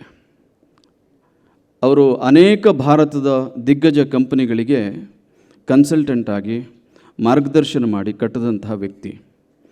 ವಿಸ್ತಾರ ಮೀಡಿಯಾದ ಕಲ್ಪನೆ ಹಿಂದೂ ಕೂಡ ಅವರ ಆಲೋಚನೆ, ಅವರ ಮಾರ್ಗದರ್ಶನ ಇದೆಲ್ಲದೂ ಕೂಡ ಇದೆ. ಅದಕ್ಕೋಸ್ಕರ ಇದರ ಆರಂಭದಲ್ಲಿ ಅವರೇ ಈ ಕಾರ್ಯಕ್ರಮವನ್ನು ನಿರ್ವಹಣೆ ಮಾಡಬೇಕು ಅಂತ ನಾವು ವಿನಂತಿ ಮಾಡಿಕೊಂಡಾಗ ಸಹರ್ಷದಿಂದ ಒಪ್ಪಿಕೊಂಡು ಇವತ್ತು ನಮ್ಮ ಜೊತೆ ಅವರು ಕಾರ್ಯಕ್ರಮದಲ್ಲಿ ಭಾಗವಹಿಸಿದ್ದಾರೆ. ರವಿಶಂಕರ್ ಅವರ ಕುರಿತಾಗಿ ನಾನು ಒಂದೆರಡು ಮಾತುಗಳನ್ನು ನಿಮ್ಮ ಜೊತೆ ಹಂಚಿಕೊಳ್ಳಲೇಬೇಕಾಗಿದೆ. ರವಿಶಂಕರ್ ಅವರು ವೃತ್ತಿಯಿಂದ ಉದ್ಯಮಿ. ಅವರು ಸ್ಥಾಪನೆ ಮಾಡಿದಂತಹ ಕಂಪನಿ ನಾಳೆಗೆ 15ನೇ ವರ್ಷಕ್ಕೆ ಕಾಲಿಡ್ತಾ ಇದೆ. ದೇಶದಲ್ಲೇ ನಂಬರ್ 1 ಕಮ್ಯುನಿಕೇಷನ್ ಕನ್ಸಲ್ಟಿಂಗ್ ಕಂಪನಿ ಅನ್ನುವಂಥ ಹೆಗ್ಗಳಿಕೆಗೆ ಅವರ ಏಮ್ ಹೈ ಕನ್ಸಲ್ಟಿಂಗ್ ಪಾತ್ರ ಆಗಿದೆ. ಅವರು ಸಾಮಾನ್ಯವಾಗಿ ನಾವು ಬಿಸ್ನೆಸ್ ಲೀಡರ್ ಅಂದ ತಕ್ಷಣ ಅವರು ಇಂಗ್ಲೀಷಲ್ಲಿ ಮಾತಾಡ್ತಾರೆ ಅಂತ ನಾವು ಅಂದ್ಕೊಳ್ತೀವಿ. ಆದರೆ ಇಂಗ್ಲೀಷ್ ಮತ್ತು ಕನ್ನಡ ಇದು ಎರಡೂ ಭಾಷೆಯಲ್ಲಿ ಮಾತನಾಡುವಂತಹ, ಬರೆಯುವಂತಹ ಒಬ್ಬ ಅಪರೂಪದ ಚಿಂತಕ ಅಂತಂದರೆ ನನಗೆ ಅತ್ಯಂತ ಹಾಗೆ ಹೇಳೋದಕ್ಕೆ ಸಂತೋಷ ಆಗುತ್ತೆ. ರವಿಶಂಕರ್ ಅವರು ಕಳೆದ 15 ವರ್ಷಗಳಿಂದ ಕನ್ನಡ ಮಾಧ್ಯಮದಲ್ಲಿ ಅತ್ಯಂತ ಪ್ರಭಾವಿ ಅಂಕಣಕಾರರಾಗಿ, ವಿಶೇಷವಾಗಿ ನಾನು ಎಲ್ಲೆಲ್ಲಿ ಯಾವ್ಯಾವ ಮಾಧ್ಯಮ ಸಂಸ್ಥೆಗಳಲ್ಲೆಲ್ಲ ಕೆಲಸ ಮಾಡಿದನೋ ಆ ಎಲ್ಲ ಸಂಸ್ಥೆಗಳಲ್ಲಿ ಅಂಕಣಕಾರರಾಗಿ ಕೆಲಸ ಮಾಡಿ, ಅಂಕಣಕಾರರಾಗಿ ಮತ್ತು ನಮ್ಮ ವೈಯಕ್ತಿಕ ಮಾರ್ಗದರ್ಶಕರಾಗಿ ನಾನು ಈ ಹಿಂದೆ ಕೆಲಸ ಮಾಡಿದಂಥ ಪತ್ರಿಕೆ ಕಟ್ಟುವ ಎಲ್ಲ ಸಂದರ್ಭದಲ್ಲೂ ಕೂಡ ಅವರ ಸಹಾಯ, ಅವರ ನೆರವು, ಅವರ ಮಾರ್ಗದರ್ಶನ ನಮ್ಮ ಯಶಸ್ಸಿನ ಹಿಂದೆ ಇದೆ ಅನ್ನೋದಕ್ಕೆ ನನಗೆ ಅತ್ಯಂತ ಸಂತೋಷ ಆಗುತ್ತೆ. ಈಗ ಭಾರತದಲ್ಲಿ ಡಿಜಿಟಲ್ ಮಾಧ್ಯಮದ ಭವಿಷ್ಯ ಆ ಕುರಿತಾದಂಥ ಚಿಂತನೆಯನ್ನು ಆರಂಭ ಮಾಡೋಣ, ಗೋಷ್ಠಿಯನ್ನು ಆರಂಭ ಮಾಡೋಣ ಅಂತ ಹೇಳ್ತಾ ರವಿಶಂಕರ್ ಅವರನ್ನು ನಾನು ವೇದಿಕೆಗೆ ಆಹ್ವಾನ ಮಾಡ್ತೀನಿ. ಎಲ್ರಿಗೂ ನಮಸ್ಕಾರ. ಹೃತ್ಪೂರ್ವಕ ಧನ್ಯವಾದಗಳು ಹರಿಪ್ರಕಾಶ್ ಅವರೇ. ಆಭಾರಿಯಾಗಿದ್ದೀನಿ ನಿಮ್ಮ ಮಾತುಗಳಿಗೆ. ಹೆಚ್ಚು ತಡ ಮಾಡಿದೆ, ಸೀದಾ ವಿಷಯಕ್ಕೆ ಬರ್ತಾ. ಹರಿಪ್ರಕಾಶ್ ಅವರು ಹೇಳಿದ ಹಾಗೆ future of digital media in India, ಭಾರತದಲ್ಲಿ ಡಿಜಿಟಲ್ ಮಾಧ್ಯಮಗಳ ಭವಿಷ್ಯ ಅಂತ ಅಂದಾಗ ಭವಿಷ್ಯ ಇದೆಯಾ ಇಲ್ವಾ ಅನ್ನೋವಂಥ ಮಾತಲ್ಲ, ಆದರೆ how will that future B, ಆ ಭವಿಷ್ಯ ಹೇಗಿರುತ್ತೆ ಅಂತ ಅನ್ನೋದನ್ನು ಕಂಡುಕೊಳ್ಳುವಂಥ ಪ್ರಯತ್ನ ಇದು. ಮಾಧ್ಯಮ ಅಂದ ತಕ್ಷಣ ನಮ್ಮ ಮನಸ್ಸಿಗೆ ಬರೋದು 3 ವಿಚಾರಗಳು. ಒಂದು ಅದರ ಎಂಟರ್ಟೈನ್ಮೆಂಟ್ ಆಸ್ಪೆಕ್ಟ್, ಎರಡನೇದು ಅದರ ಇನ್ಫಾರ್ಮೇಷನ್ ಆಸ್ಪೆಕ್ಟ್, ಮೂರನೇದು ಅದರ ಎಜುಕೇಷನ್ ಆಸ್ಪೆಕ್ಟ್. ಮನರಂಜನೆ, ಮಾಹಿತಿ, ಶಿಕ್ಷಣ ಇವೆಲ್ಲವೂ ಮೇಳೈಸಿ ಮಾಧ್ಯಮ. ಹೀಗಿರುವಾಗ ಇವತ್ತು ನಮ್ಮ ಜೊತೆ ಇರುವಂತಹ 3 ಜನ ಪ್ಯಾನಲಿಸ್ಟ್ಗಳು ಅವರದ್ದೇ ಕಾರ್ಯಕ್ಷೇತ್ರದಲ್ಲಿ ದೊಡ್ಡ ಉದ್ಯಮ ಕಟ್ಕೊಳ್ತಾನೆ ಡಿಜಿಟಲ್ ಮಾಧ್ಯಮಕ್ಕೆ ತಳಕು ಹಾಕಿಕೊಂಡು ಅದನ್ನು ದೊಡ್ಡದು ಮಾಡಿದ್ದಾರೆ. ಮೊದಲಿಗೆ ನಿಮಗೆ ಗೊತ್ತಿರೋ ಹಾಗೆ ಅಪ್ರಮೇಯ ಅವರು, ಅವ್ರಿಗೆ ನನ್ನ ಮೊದಲನೇ ಪ್ರಶ್ನೆ. ಅಪ್ರಮೇಯ ಅವರೇ, when we say social media and considering that what you are currently building or what is already popular as coup sits at the cusp of social media, news, information, but largely construed as entertainment. ಸಾಮಾನ್ಯವಾಗಿ ಸಾಮಾಜಿಕ ಮಾಧ್ಯಮ ಮತ್ತು ಸಾಮಾಜಿಕ ಮಾಧ್ಯಮಗಳಲ್ಲಿ ಸುದ್ದಿ ಅಂದ ಕೂಡಲೇ ಅದು ಮನರಂಜನೆಗಾಗಿ ಅಥವಾ ಇವತ್ತಿನ ದಿವಸ ಸುದ್ದಿಯ ವ್ಯಸನಕ್ಕಾಗಿ. People are obsessed about news, people are like I said use news as entertainment. So maybe you could talk us through a little bit of your journey from, you know, why after the roaring success of Taxi for Sure and what happened next, what inspired you to start Coup and how it converges into what we are talking about today. ನಾನು taxi for sure sale ಮಾಡಾದಮೇಲೆ ಮುಂದೆ ಭಾರತದಲ್ಲಿ ಯಾವ wave start ಆಗುತ್ತೆ ಅಂತ ಯೋಚಿಸೋಕ್ಕೆ start ಮಾಡಿದೆ. ಆಗ ಜಿಯೋ ಇರಲಿಲ್ಲ ಇನ್ನು. So one of the concepts was ಮುಂದೆ ಎಲ್ಲರ ಹತ್ರನೂ ಇಂಟರ್ನೆಟ್ ಇರುತ್ತೆ, ಎಲ್ಲರ ಹತ್ರನೂ ಮೊಬೈಲ್ ಡಿವೈಸ್ ಇರುತ್ತೆ ಇಂಟರ್ನೆಟ್ ಯೂಸ್ ಮಾಡೋಕ್ಕೆ ಅಂತ. ಬಟ್ ಅದು ಏನಾಗಿದೆ ಅಂತ ಆವಾಗ ಏನಾಗಿತ್ತು ಅಂತಂದರೆ ಇಂಗ್ಲೀಷ್ ಮಾತಾಡೋರು ಮಾತ್ರ ಸ್ವಲ್ಪ ಜಾಸ್ತಿ ಇಂಟರ್ನೆಟ್ ಯೂಸ್ ಮಾಡೋದು, ಡಿವೈಸ್ ಯೂಸ್ ಮಾಡೋದು ಮಾಡ್ತಾಯಿದ್ರು. But when everybody starts using it, the fundamentals of the internet, which is searching for information, knowledge, ನಮ್ಮನ್ನು ನಾವು ಎಕ್ಸ್ಪ್ರೆಸ್ ಮಾಡ್ಕೊಳ್ಳೋವಂಥದ್ದು, like what we do on Koo, ನಾವು ನಮ್ಮ ಫ್ಯಾಮಿಲಿ ಆ್ಯಂಡ್ ಫ್ರೆಂಡ್ಸ್ ಅಲ್ಲದೆ ನಮ್ಮ ಇಂಟ್ರೆಸ್ಟ್ ಪ್ರಕಾರ ಹೊಸಬ್ರನ್ನ ನಾವು ಮೀಟ್ ಮಾಡೋದು, ಇದೆಲ್ಲ ಇಂಗ್ಲೀಷಲ್ಲಿ ಆಗ್ತಾಯಿದ್ರೆ ಇಂಗ್ಲೀಷ್ ಬರದೇ ಇರೋರು ಅಲ್ಲಿ ಹೋಗೋಕ್ಕಾಗಲ್ಲ. So we said these fundamental use cases of the internet have to be built in local language, or in a way that language is not a barrier. So ಅದಕ್ಕೋಸ್ಕರ ಸ್ಟಾರ್ಟ್ ಮಾಡಿದ್ದು. First we actually started ಇದು voice based WhatsApp start ಮಾಡಿದ್ವಿ, ಆದರೆ ಅದು network build ಮಾಡೋದು ತುಂಬ ಕಷ್ಟ ಆಯಿತು. ದೆನ್ ವಾಯ್ಸ್ ಎಕ್ಸ್ಪ್ರೆಷನ್ ಶುರು ಮಾಡಿದ್ವಿ, ವೋಕಲ್ ಅಂತ. ಅದನ್ನು ನಾವು ಕ್ವೆಶನ್ ಆನ್ಸರ್ ಪ್ಲ್ಯಾಟ್ಫಾರ್ಮ್ ಆಗಿ ಚೇಂಜ್ ಮಾಡಿದ್ವಿ. ಇವಾಗಲೂ ಅದು 15-20 ಮಿಲಿಯನ್ ಮಂತ್ಲಿ ಆ್ಯಕ್ಟಿವ್ ಯೂಸರ್ಸ್ ಇದೆ ಅಲ್ಲಿ. ಆ್ಯಂಡ್ ಅಲ್ಲಿ ವೋಕಲ್ ನಡೆಸ್ತಾ ಇರಬೇಕಾದ್ರೆ ಒಬ್ಬರು ಅಲ್ಲಿ ಲೋಕಲ್ ಲ್ಯಾಂಗ್ವೇಜಲ್ಲಿ ಮಾತಾಡ್ತಾ ಇರೋರು ಕೇಳಿದ್ರು ನಮ್ಮನ್ನು, ನಾನು ಬರೀ ಯಾಕೆ ಕ್ವೆಶನ್ಗಳಿಗೆ ಆನ್ಸರ್ ಕೊಡಬೇಕು, ನನ್ನ ಮನಸ್ಸಲ್ಲಿರೋದನ್ನು ನಾನು ಯಾಕೆ ಹೇಳೋಕ್ಕಾಗಲ್ಲ ಅಂತ. ಸೊ ಅದೊಂದು ಇನ್ಸೈಟ್ ಇಟ್ಕೊಂಡು ನಾವು ಕೂ ಅಂತ ಶುರು ಮಾಡಿದ್ವಿ. ಯಾಕೆ ಅಂತಂದರೆ ಟ್ವಿಟರ್ ಏನಿದೆ ಅದು 1% ಆಫ್ ಇಂಡಿಯಾ ಅವ್ರವ್ರ ಮಧ್ಯ ಮಾತಾಡ್ಕೊತಾರೆ ಅಷ್ಟೇ. 99% ಆಫ್ ಇಂಡಿಯಾ ಅಲ್ಲಿ ಸೇರಿಸ್ಕೊಳ್ಳೋದೇ ಇಲ್ಲ. ಯಾಕಂದರೆ English topics plus global topics, right, and national topics. ನಮಗೆ ಬೇಕಾಗಿರೋದು ಲೋಕಲ್ ಟಾಪಿಕ್ಸ್, ಹೈಪರ್ ಲೋಕಲ್. ನಮ್ಮ ಸುತ್ತಮುತ್ತ ಏನು ನಡೀತಾ ಇದೆ ಅದ್ರ ಬಗ್ಗೆ ಮಾತಾಡ್ಬೇಕು ನಾವು ಅಂತ. ಅದು ಲೋಕಲ್ ಲ್ಯಾಂಗ್ವೇಜಲ್ಲೇ ಮಾತಾಡೋಕ್ಕಾಗೋದು, ಇಂಗ್ಲೀಷಲ್ಲಿ ಮಾತಾಡಲ್ಲ. So that's why we started Koo. And I think digital news in the future, of course it is going to be more and more digital. Two aspects. One is fast. ಇವಾಗ ಎಲ್ಲೋ ಒಂದು ಕಡೆ ನ್ಯೂಸ್ ಮೇಕರ್ ನ್ಯೂಸ್ ಮಾಡ್ತಾ ಇದ್ರೆ, ಇಲ್ಲ ವಿರಾಟ್ ಕೊಹ್ಲಿ 6 ಹೊಡಿಬೋದು, ಅಥವಾ ಯಾರಾದರೂ ಭಾಷಣ ಮಾಡ್ತಾ ಇರ್ಬೋದು ಪೊಲಿಟಿಷಿಯನ್ಸು, ಅಥವಾ ಯಾವುದಾದ್ರೂ ಫಿಲ್ಮ್ ರಿಲೀಸ್ ಆಗ್ಬೋದು, ಅದ್ರ ಹಾಡು ಹಿಟ್ ಆಗ್ತಾ ಇರ್ಬೋದು.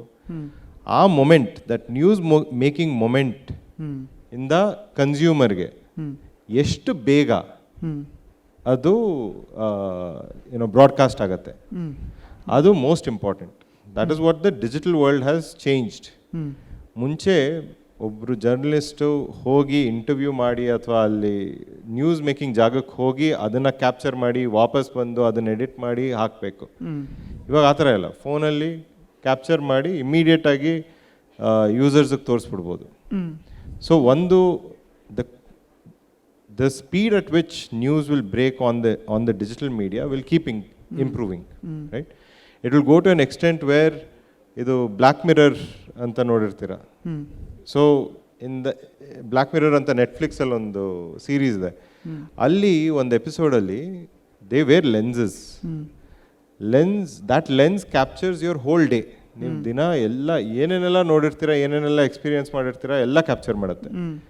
ಅದನ್ನು ರಾತ್ರಿ ಕೂತ್ಕೊಂಡು ರಿವ್ಯೂ ಮಾಡಿ ನನಗೆ ಯಾವ್ದು ಬೇಕೋ ಅದನ್ನು ನಾನು ಪೋಸ್ಟ್ ಮಾಡ್ಬೋದು, right. So the world is not two for from it, right. And second, after fast, second is customized.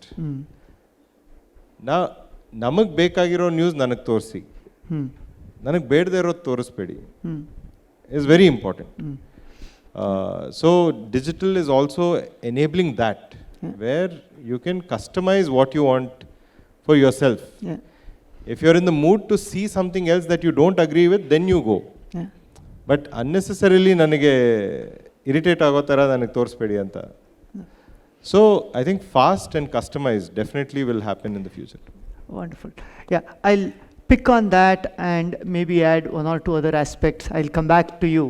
But before that, if I can talk to you, Anish, about your journey, your brush, your tryst with media, especially digital media, starting from wanting to be a journalist of the digital variety to begin with, and then, today, having 25 lakh businesses on your platform, which, like we were discussing, is like addressing a nation. I'm saying the information that you need to disseminate to them is like addressing a nation.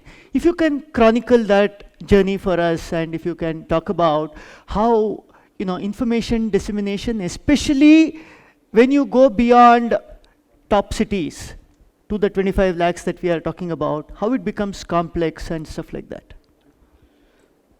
So I always wanted to become a journalist. So that's the reason why I keep track of what's happening into the media space. So in 2001 to 2005, I used to run a news portal called IndiaFirst.net. That's how I started. And then 2005 to 2000, I was working with Asianet, the TV network. Now, if you look back for the last 15, 18 years, as Premi mentioned, because of the digitalization, Geo, WhatsApp, all those factors, it has completely disrupted a lot of things. So I'll just talk about like how it has disrupted certain business models, and then I'll come to what you have asked me. One is like the business models. Earlier, it was easier for for a business to reach out. Okay, you can actually choose certain TV channels or the newspaper. And that is done. But today, like, you have to actually, that doesn't work basically. It has completely moved to digital. Every year we are talking about a certain percentage of the media budget being allocated to digital 3-4 years back. And if you look at right now, probably I would say that like a majority of because a lot of these businesses are digital first, otherwise even the traditional businesses are actually spending a lot on that. Now, this has actually created a bigger challenge for the traditional media sources like a TV channel or a newspaper. A lot of experiments has actually happened, the paywall or the subscription-based model. Again, we are not very sure, basically, that will work. And the challenge over here is also, like Prabhu mentioned, that the news is traveling very fast because somebody can actually take a video and now post it. So earlier, like, you only have the traditional medias to do that part of it. So it's going to be a lot, the business models got disrupted, so it will be really, but there are like new models that is coming up, and media has to evolve to adapt to that changes. Now, I'll actually link this with how, from an experience of like running a business like Open. Today, we have an in-house studio in Open because we believe that the best way to reach out to our target segment is through directly the media, because today the business owners which we target, they are on YouTube, they are on WhatsApp, and they actually spend a lot of this time on these medias. They follow influencers, and the best way to actually reach out to them is through actually this native content that gets created. And so while influencers and the social marketing and others will form a major part of it, it's also very important now for every company to actually have its own a media team of its own to create content. And this content are not just content which we try to promote your product or your service or business. It could be general content which can actually connect to your target audience, which can actually build trust. And that's which is really happening for a lot of this digital first businesses. Yeah. Now, this also means opportunities for the newer digital platforms, if they can actually co-create content that is actually required for these businesses, rather than selling the ad spots, basically. Yeah. Now, bringing in native content, bringing in content relevant to the advertisers, basically, in the form of content, which can help build the engagement, trust, and things like that. Having said that, there's also the other aspect of it. For example, today a lot of businesses rely on influencers for reaching out to their target segment. And very recently there was, in the news, most of you would have actually read about, like, with regards to a financial service, fintech providers, a lot of influencers were actually promoting that. And a lot of consumers actually, because the influencers signed up for the service and for regulatory reasons or whatever happening, they had to actually shut down that was withdraw the deposits and withdrawal, basically. So this also means that we need to, because what's also happening with influencers, there is no regulation, basically. So that's also a good opportunity for media, which can also come up with like, transparent and neutral things as well, in line with that as well. Now, from a future perspective, definitely we will actually see a wave of the right platform should have a mix of bringing this influencers, the content creators, building this native content, and then understanding the needs of the advertisers or the partners basically as well. So this is what personally I feel like the change. Wonderful. Yeah, thanks for those thoughts, Anish. Having looked at the entertainment and the information aspect, perhaps a more critical role that media needs to play is in educating the audiences, especially when it comes to the remaining 99% that Aprameya was talking about, educating them. And Sudhir, like we all know, has been doing a phenomenal job of educating people towards earning their livelihood. Okay, learning the means to earn their livelihood, creating occasional education kind of content, ideally the kind of stuff that government should have been doing. Someone like Sudhir is doing through his Freedom app. So what do you think is the role of digital media in augmenting that? Like how Anish was talking about, I'm saying it's a thing of co-creating. ಇಬ್ಬರು ಸೇರಿ ಮಾಡಬೇಕಾಗಿರುವಂಥ ಕೆಲಸ, ಉದ್ಯಮ ಮಾಧ್ಯಮ ಎರಡೂ ಅಂತ ಅನೀಶ್ ಅವರು ಹೇಳ್ತಾ ಇದ್ರು, ಆ ಆಡಿಯನ್ಸನ್ನು ಎಜುಕೇಟ್ ಮಾಡೋದು. ನಿಮ್ಮ ವಿಷಯದಲ್ಲಿ ಅದು ಅವರ ಉದ್ಯಮದಲ್ಲಿ ಆಗೋದಕ್ಕಿಂತನೂ ಹೆಚ್ಚಿನ ಸದ್ಯ ಅಂತ ನಾನು ಅಂದ್ಕೊಂಡಿದ್ದೀನಿ. ಸೊ ಅದ್ರ ಬಗ್ಗೆ ತಮ್ಮ ಪಯಣ ಈ ದಿಕ್ಕಿನ ಕಡೆಗೆ, ಮತ್ತು ಇದರಲ್ಲಿ ಡಿಜಿಟಲ್ ಮಾಧ್ಯಮ ಹೇಗೆ ಕೈ ಜೋಡಿಸಬಹುದು ಅಂತ ಅನ್ನೋದ್ರ ಬಗ್ಗೆ ಮಾತಾಡ್ತೀರಾ? Thank you. ಮೊದಲನೇದಾಗಿ ನಾನು 2008ರಲ್ಲಿ ಇಂಡಿಯನ್ ಮನಿ ಶುರು ಮಾಡಿದಾಗ ಜನ ಹೇಗಿತ್ತು ಅಂದರೆ, ನಾವು ಹೆಲ್ಪ್ಲೈನ್ ನಂಬರ್ ಮಾಡಿದ್ವಿ. ಅದಕ್ಕೆ ಎಜುಕೇಷನ್ ಬೇಕಾಗಿತ್ತು ಅವರಿಗೆ. ಅಂದರೆ ನೀವು ಹೆಲ್ತ್ ಇನ್ಶೂರೆನ್ಸ್ ಚೂಸ್ ಮಾಡಬೇಕಾ, ನಿಮ್ಗೇನಾದರೂ ಪ್ರಶ್ನೆ ಇದ್ದರೆ ನಮಗೆ ಕಾಲ್ ಮಾಡಿ ಅಂತ ಒಂದು ಹೆಲ್ಪ್ಲೈನ್ ನಂಬರ್ ಮಾಡಿದ್ವಿ. ಅದಕ್ಕೆ ಜನ ಮಿಸ್ಡ್ ಕಾಲ್ ಕೊಡ್ತಿದ್ರು. ಹಾಗಾಗಿ ನಾನು ಹೆಲ್ಪ್ಲೈನ್ ನಂಬರ್ನ, ಇನ್ಕಮಿಂಗ್ ನಂಬರ್ನ ರಿಮೂವ್ ಮಾಡಿಬಿಟ್ಟು ಮಿಸ್ಡ್ ಕಾಲ್ ನಂಬರ್ ಮಾಡಿದೆ. ಅಂದರೆ ಆ ಮಟ್ಟಕ್ಕಿತ್ತು ನಮ್ಮ ಕಾಲ್ ರೇಟ್ಸ್ ಜಾಸ್ತಿ ಇತ್ತು, ಜನ ಮಿಸ್ಡ್ ಕಾಲ್ ಕೊಡ್ತಿದ್ರು. ಇನ್ನು ಸ್ಮಾರ್ಟ್ಫೋನ್ ಅಂತೂ ಇರಲೇ ಇಲ್ಲ, ಅವಾಗ ಇನ್ನೂ ಶುರು ಆಗ್ತಿದ್ರು, ಬ್ಲ್ಯಾಕ್ಬೆರಿ ಒಂದೇ 2010-11ರಲ್ಲಿ. ಅದಾದಮೇಲೆ ನಾವು ಈ ಎಜುಕೇಷನ್ನ ಕಾಲ್ ಮೂಲಕ ಕೊಡ್ತಿದ್ವಿ. ಸುಮಾರು 35,000 ಜನ ಕಾಲ್ ಮಾಡಿ ಅಡ್ವೈಸ್ ತಗೋತಿದ್ರು. ನಮ್ಮ ವೆಬ್ಸೈಟ್ ಇತ್ತು ಪ್ಯಾರಲಲ್ ಆಗಿ, ಬಟ್ ಎಲ್ಲರೂ ಈ ವೆಬ್ಸೈಟ್ನ ಯೂಸ್ ಮಾಡ್ತಿರ್ಲಿಲ್ಲ. ವೆಬ್ಸೈಟಲ್ಲಿ ಏನಾಗ್ತಿತ್ತು, ಇಟ್ ವಾಸ್ ನಾಟ್ ಇಂಟ್ರಾಕ್ಟಿವ್. ಜನಕ್ಕೇನು ಬೇಕಾಗಿತ್ತು ಅಂದರೆ ಇಂಟ್ರಾಕ್ಟಿವ್ ಆಗಬೇಕಾಗಿತ್ತು. ನಾವು 2019ರಲ್ಲಿ ವಿ ಡಿಸೈಡೆಡ್, ಕಾಲ್ ಸೆಂಟ್ರ್ ಮಾಡಲ್ಲು ಸಿಕ್ಕಾಪಟ್ಟೆ ಸ್ಟ್ರೆಸ್ಫುಲ್ ಇದು, 35,000 ಕಾಲ್ಸ್ ಅಟೆಂಡ್ ಮಾಡ್ತಿದ್ವಿ.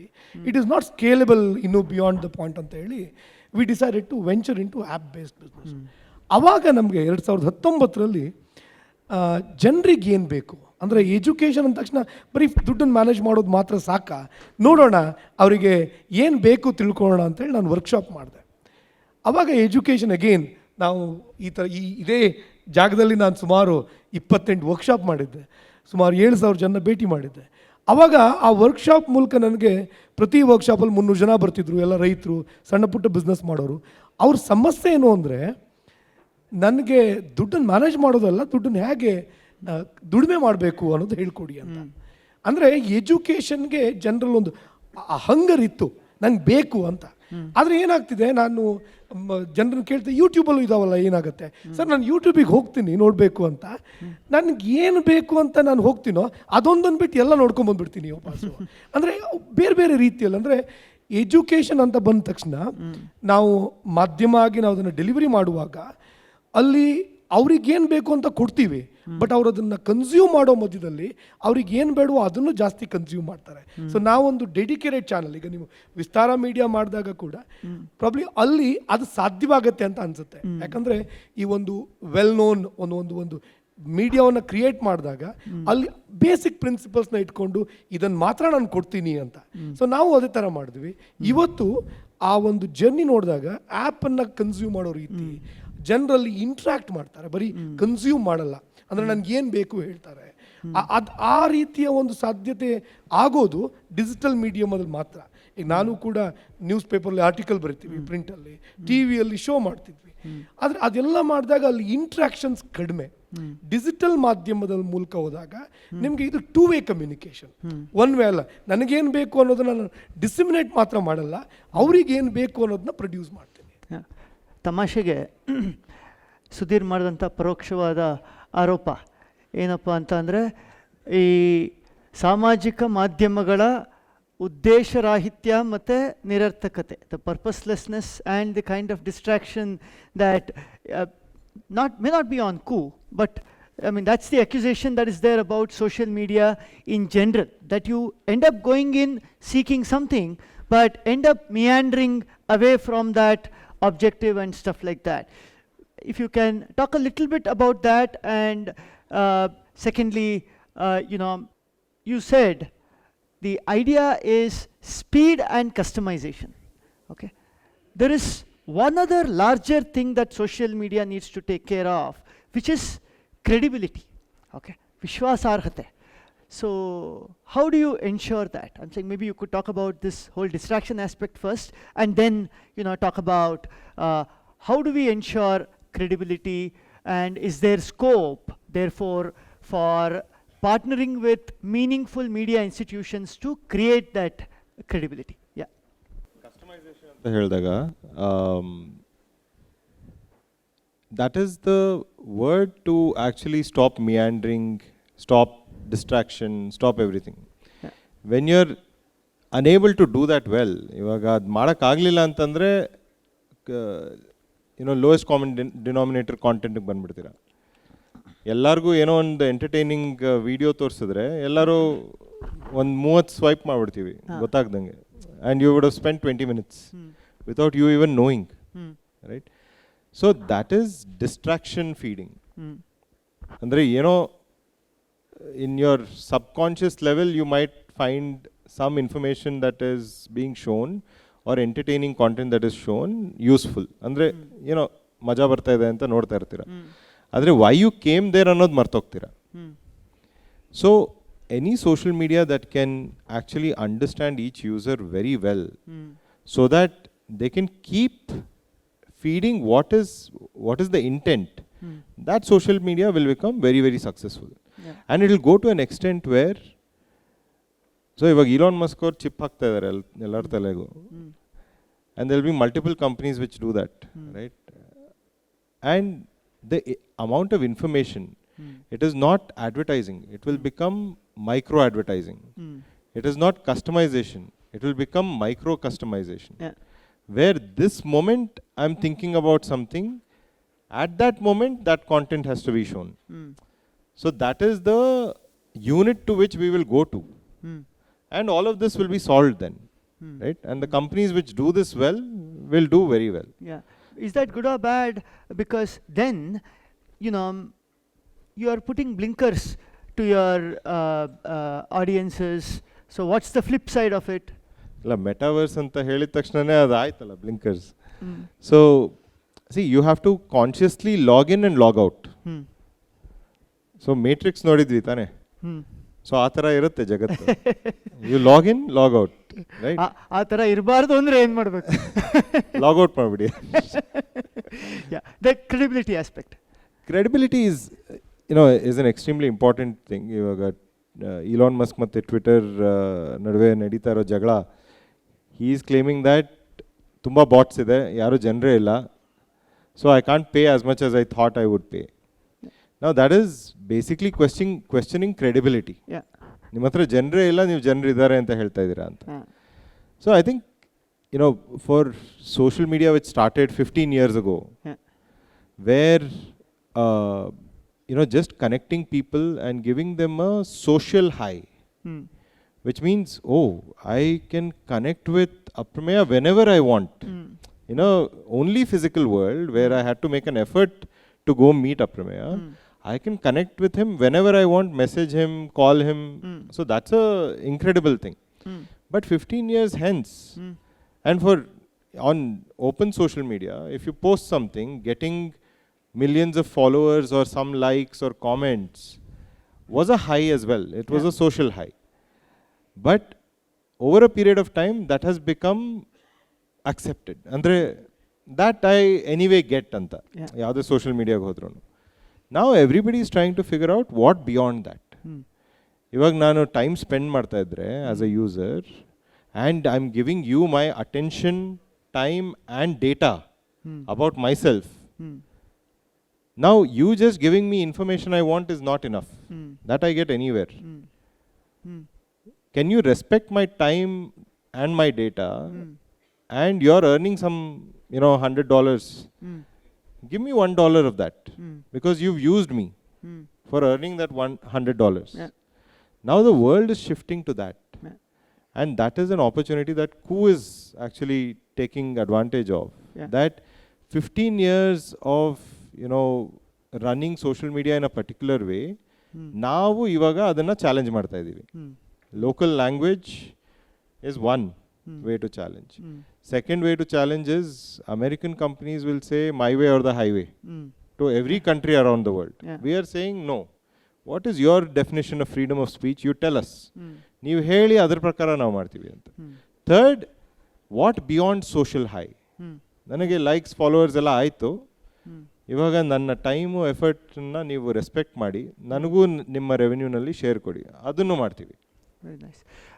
ಹರಿಪ್ರಕಾಶ್ ಅವರೇ, ಅಪ್ರಮೇಯ ಅವ್ರು ಹೇಳಿದಾಗೆ ಈ ಸೋಷಿಯಲ್ ಮೀಡಿಯಾ ಮತ್ತು ಡಿಜಿಟಲ್ ಮೀಡಿಯಾ ಅಥವಾ ಮೀಡಿಯಾ ಇನ್ಸ್ಟಿಟ್ಯೂಷನ್ಸು ಕನ್ವರ್ಜ್ ಆಗೋದು ಮತ್ತು ಪಾಲುದಾರಿಕೆ both at the philosophical level as well as at the commercial business kind of level ಆಗೋದು ವರ್ನಾಕ್ಯುಲರ್ ಮೀಡಿಯಾದಲ್ಲಿ ಬೇರೆ ಜಗತ್ತಿನ ಬೇರೆ ಬೇರೆ ದೇಶಗಳಲ್ಲಿ ಈಗಾಗಲೇ ಆಗ್ತಾ ಇದೆ, ನೋಡ್ತಾ ಇದ್ದೀವಿ. ಬಟ್ ಈ ಮಟ್ಟದಲ್ಲಿ ಸದ್ಯದಲ್ಲೇ ಆಗೋದು ನಿಮಗೆ ಕಾಣಿಸ್ತಾ ಇದೆಯಾ? Can you see it? ಮೊದಲೇನು ಮಾಡ್ತಾ ಇದ್ದೀವಿ ಅಂದರೆ, ಅಮೆರಿಕದಲ್ಲಿ ಏನಾಗ್ತಾ ಇದೆ ಅಥವಾ ಡೆಲ್ಲಿಯಲ್ಲಿ ಏನಾಗ್ತಾ ಇದೆ ಅದನ್ನು ತಿಳ್ಕೊಳ್ಳೋದ್ರ ಬಗ್ಗೆ ನಾವು ಭಾಳ ಕುತೂಹಲ ಇತ್ತು ನಮಗೆ. ನಮ್ಮ ಸುತ್ತಮುತ್ತಲು ಏನಾಗ್ತಾ ಇದೆ ಅದ್ರ ಬಗ್ಗೆ ನಮಗೇನೂ ಲಕ್ಷ್ಯ ಇರಲಿಲ್ಲ, ಅದ್ರ ಬಗ್ಗೆ ನಮಗೆ ಆಸಕ್ತಿನೂ ಇರಲಿಲ್ಲ. ಆದರೆ ಇವತ್ತು ಅದು ಉಲ್ಟಾ ಆಗಿದೆ. ಎಲ್ಲರೂ ಅಲ್ಲಿ ಏನಾಗ್ತಾ ಇದೆ ಅನ್ನೋದಕ್ಕಿಂತ ಹೆಚ್ಚಾಗಿ ನಮ್ಮ ಸುತ್ತಮುತ್ತಲು ಏನಾಗ್ತಾ ಇದೆ, ಅದು ಸುದ್ದಿ ಇರ್ಬೋದು, ಅದು ಬಿಸ್ನೆಸ್ ಇರ್ಬೋದು, ಅದು ಕ್ರೈಮ್ ಇರ್ಬೋದು, ಅಥವಾ ಸೆಲೆಬ್ರೇಷನ್ ಇರ್ಬೋದು, ಇದನ್ನು ಈ ಸಿನಾರಿಯೋನ ಚೇಂಜ್ ಮಾಡಿದಂಥ ಕ್ರೆಡಿಟ್ಟು ಅದು ಕೂ ಇರ್ಬೋದು, ಟ್ವಿಟರ್ ಇರ್ಬೋದು, ಅಥವಾ ಫೇಸ್ಬುಕ್ ಇರ್ಬೋದು, ಅವ್ರಿಗೆ ಸಲ್ಲುತ್ತೆ. ಅದಕ್ಕೆ ಅದನ್ನು ನಾವು ಒಪ್ಕೊಳ್ಳೇಬೇಕು. ಈಗ ನೀವು ಹೇಳಿದಾಗೆ ನಾವು ಇನ್ನೊಂದು ಹೆಜ್ಜೆ ಮುಂದೆ ಹೋಗುವಂಥ ಕಾಲಘಟ್ಟದಲ್ಲಿ ನಾವಿದ್ದೀವಿ. ನಮ್ಮ ಸಂವಿಧಾನದ ಆಶಯಗಳಿಗೆ ನಾವು ಹೋಗೋಣ. ಫ್ರೀಡಮ್ ಆಫ್ ಎಕ್ಸ್ಪ್ರೆಷನ್, ಅಭಿವ್ಯಕ್ತಿ ಸ್ವಾತಂತ್ರ್ಯ ಇದೆಯಲ್ಲ, ಅದನ್ನು ಸ್ವಾತಂತ್ರ್ಯ ಬಂದಾಗ ನಮಗೆ ಸಂವಿಧಾನ ಕೊಡ್ತು. ಆದರೆ ವಾಸ್ತವಿಕವಾಗಿ ನಮಗೆ ಆ ಫ್ರೀಡಮ್ ಆಫ್ ಸ್ಪೀಚ್, ಎಕ್ಸ್ಪ್ರೆಷನ್ ಅದು ನಮಗೆ ಸಿಕ್ಕಿತಾ? ಸಿಕ್ಕಿರಲಿಲ್ಲ. ಎಲ್ಲಿವರೆಗೆ ಪ್ರಿಂಟ್ ಮಾಧ್ಯಮ ಮಾತ್ರ ಅದು ಪ್ರಭಾವಶಾಲಿಯಾಗಿ ಅದರ ಏಕಸ್ವಾಮ್ಯ ಇತ್ತೋ, ಹೆಚ್ಚೆಂದರೆ ಲೆಟರ್ಸ್ ಟು ಎಡಿಟರ್ ಬರಿಬೋದಿತ್ತು. ಒಂದು ದಿವಸಕ್ಕೆ ಒಂದು ಪತ್ರಿಕೆ ಎಷ್ಟು ಲೆಟರ್ಸ್ ಟು ಎಡಿಟರನ್ನು ಪಬ್ಲಿಷ್ ಮಾಡೋಕ್ಕೆ ಸಾಧ್ಯ? 1, 2, 3, 4 ಪತ್ರಗಳನ್ನ ಪ್ರಕಟ ಮಾಡೋಕ್ಕೆ ಸಾಧ್ಯ. ಅದಕ್ಕೆ ಪರಿಹಾರವನ್ನು ಸೋಷಿಯಲ್ ಮೀಡಿಯಾಗಳು ಕೊಟ್ಟವು. ಪ್ರತಿಯೊಬ್ಬ ವ್ಯಕ್ತಿ ಕೂಡ ತನ್ನ ವಿಚಾರವನ್ನು, ಆಶಯವನ್ನು, ಎಕ್ಸ್ಪ್ರೆಷನನ್ನು, ತನ್ನ ಪ್ರತಿಕ್ರಿಯೆಯನ್ನು ಕಾಲಕಾಲಕ್ಕೆ ಕೊಡುವಂಥ, ತಕ್ಷಣ ಅದು ರಾತ್ರಿ ಇರಲಿ ಹಗಲಿರಲಿ ತಕ್ಷಣ ಪ್ರತಿಕ್ರಿಯಿಸುವಂಥ ಅಥವಾ ತನ್ನ ವಿಚಾರವನ್ನು ಶೇರ್ ಮಾಡಿಕೊಳ್ಳುವಂಥ ಹೊರ ಜಗತ್ತಿನ ಜೊತೆಗೆ, ಇದು ನಿಜವಾದಂಥ ಫ್ರೀಡಮ್ ಆಫ್ ಎಕ್ಸ್ಪ್ರೆಷನ್ ಅಂತ ಹೇಳ್ತೀವಲ್ವ, ಅದನ್ನು ನಿಜ ರೂಪದಲ್ಲಿ ಜಾರಿಗೆ ತಂದಂಥ ಆ ಕ್ರೆಡಿಟು ಈ ಸೋಷಿಯಲ್ ಮೀಡಿಯಾಗಳಿಗೆ ಹೋಗುತ್ತೆ. ನೀವು ಹೇಳಿದ್ರಲ್ಲ, ಕ್ರೆಡಿಬಿಲಿಟಿ ಬಗ್ಗೆ ಚರ್ಚೆ ಮಾಡಿದ್ವಿ, ಮತ್ತು ಇನ್ಸ್ಟಿಟ್ಯೂಷನಲ್ ಮೀಡಿಯಾದ ಬಗ್ಗೆ ನಾವು ಇವತ್ತು ಚರ್ಚೆ ಮಾಡ್ತಾ ಇದ್ದೀವಿ. ಈ ಸೋಷಿಯಲ್ ಮೀಡಿಯಾಗಳಿಗೂ ಮತ್ತು ಸಾಂಸ್ಥಿಕ ಮಾಧ್ಯಮಗಳಿಗೂ ಇರುವಂಥ ಒಂದು ವ್ಯತ್ಯಾಸವನ್ನು ನಾವು ಅರ್ಥ ಮಾಡ್ಕೊಳ್ಬೇಕು. ಸಾಂಸ್ಥಿಕ ಮೀಡಿಯಾಗಳಲ್ಲಿ ಸುದ್ದಿ, ಪ್ರತಿಕ್ರಿಯೆ ಇದೆಲ್ಲದನ್ನು ಪರಿಷ್ಕರಣೆ ಮಾಡುವಂಥ ಒಂದು ವ್ಯವಸ್ಥೆ ಇರುತ್ತೆ.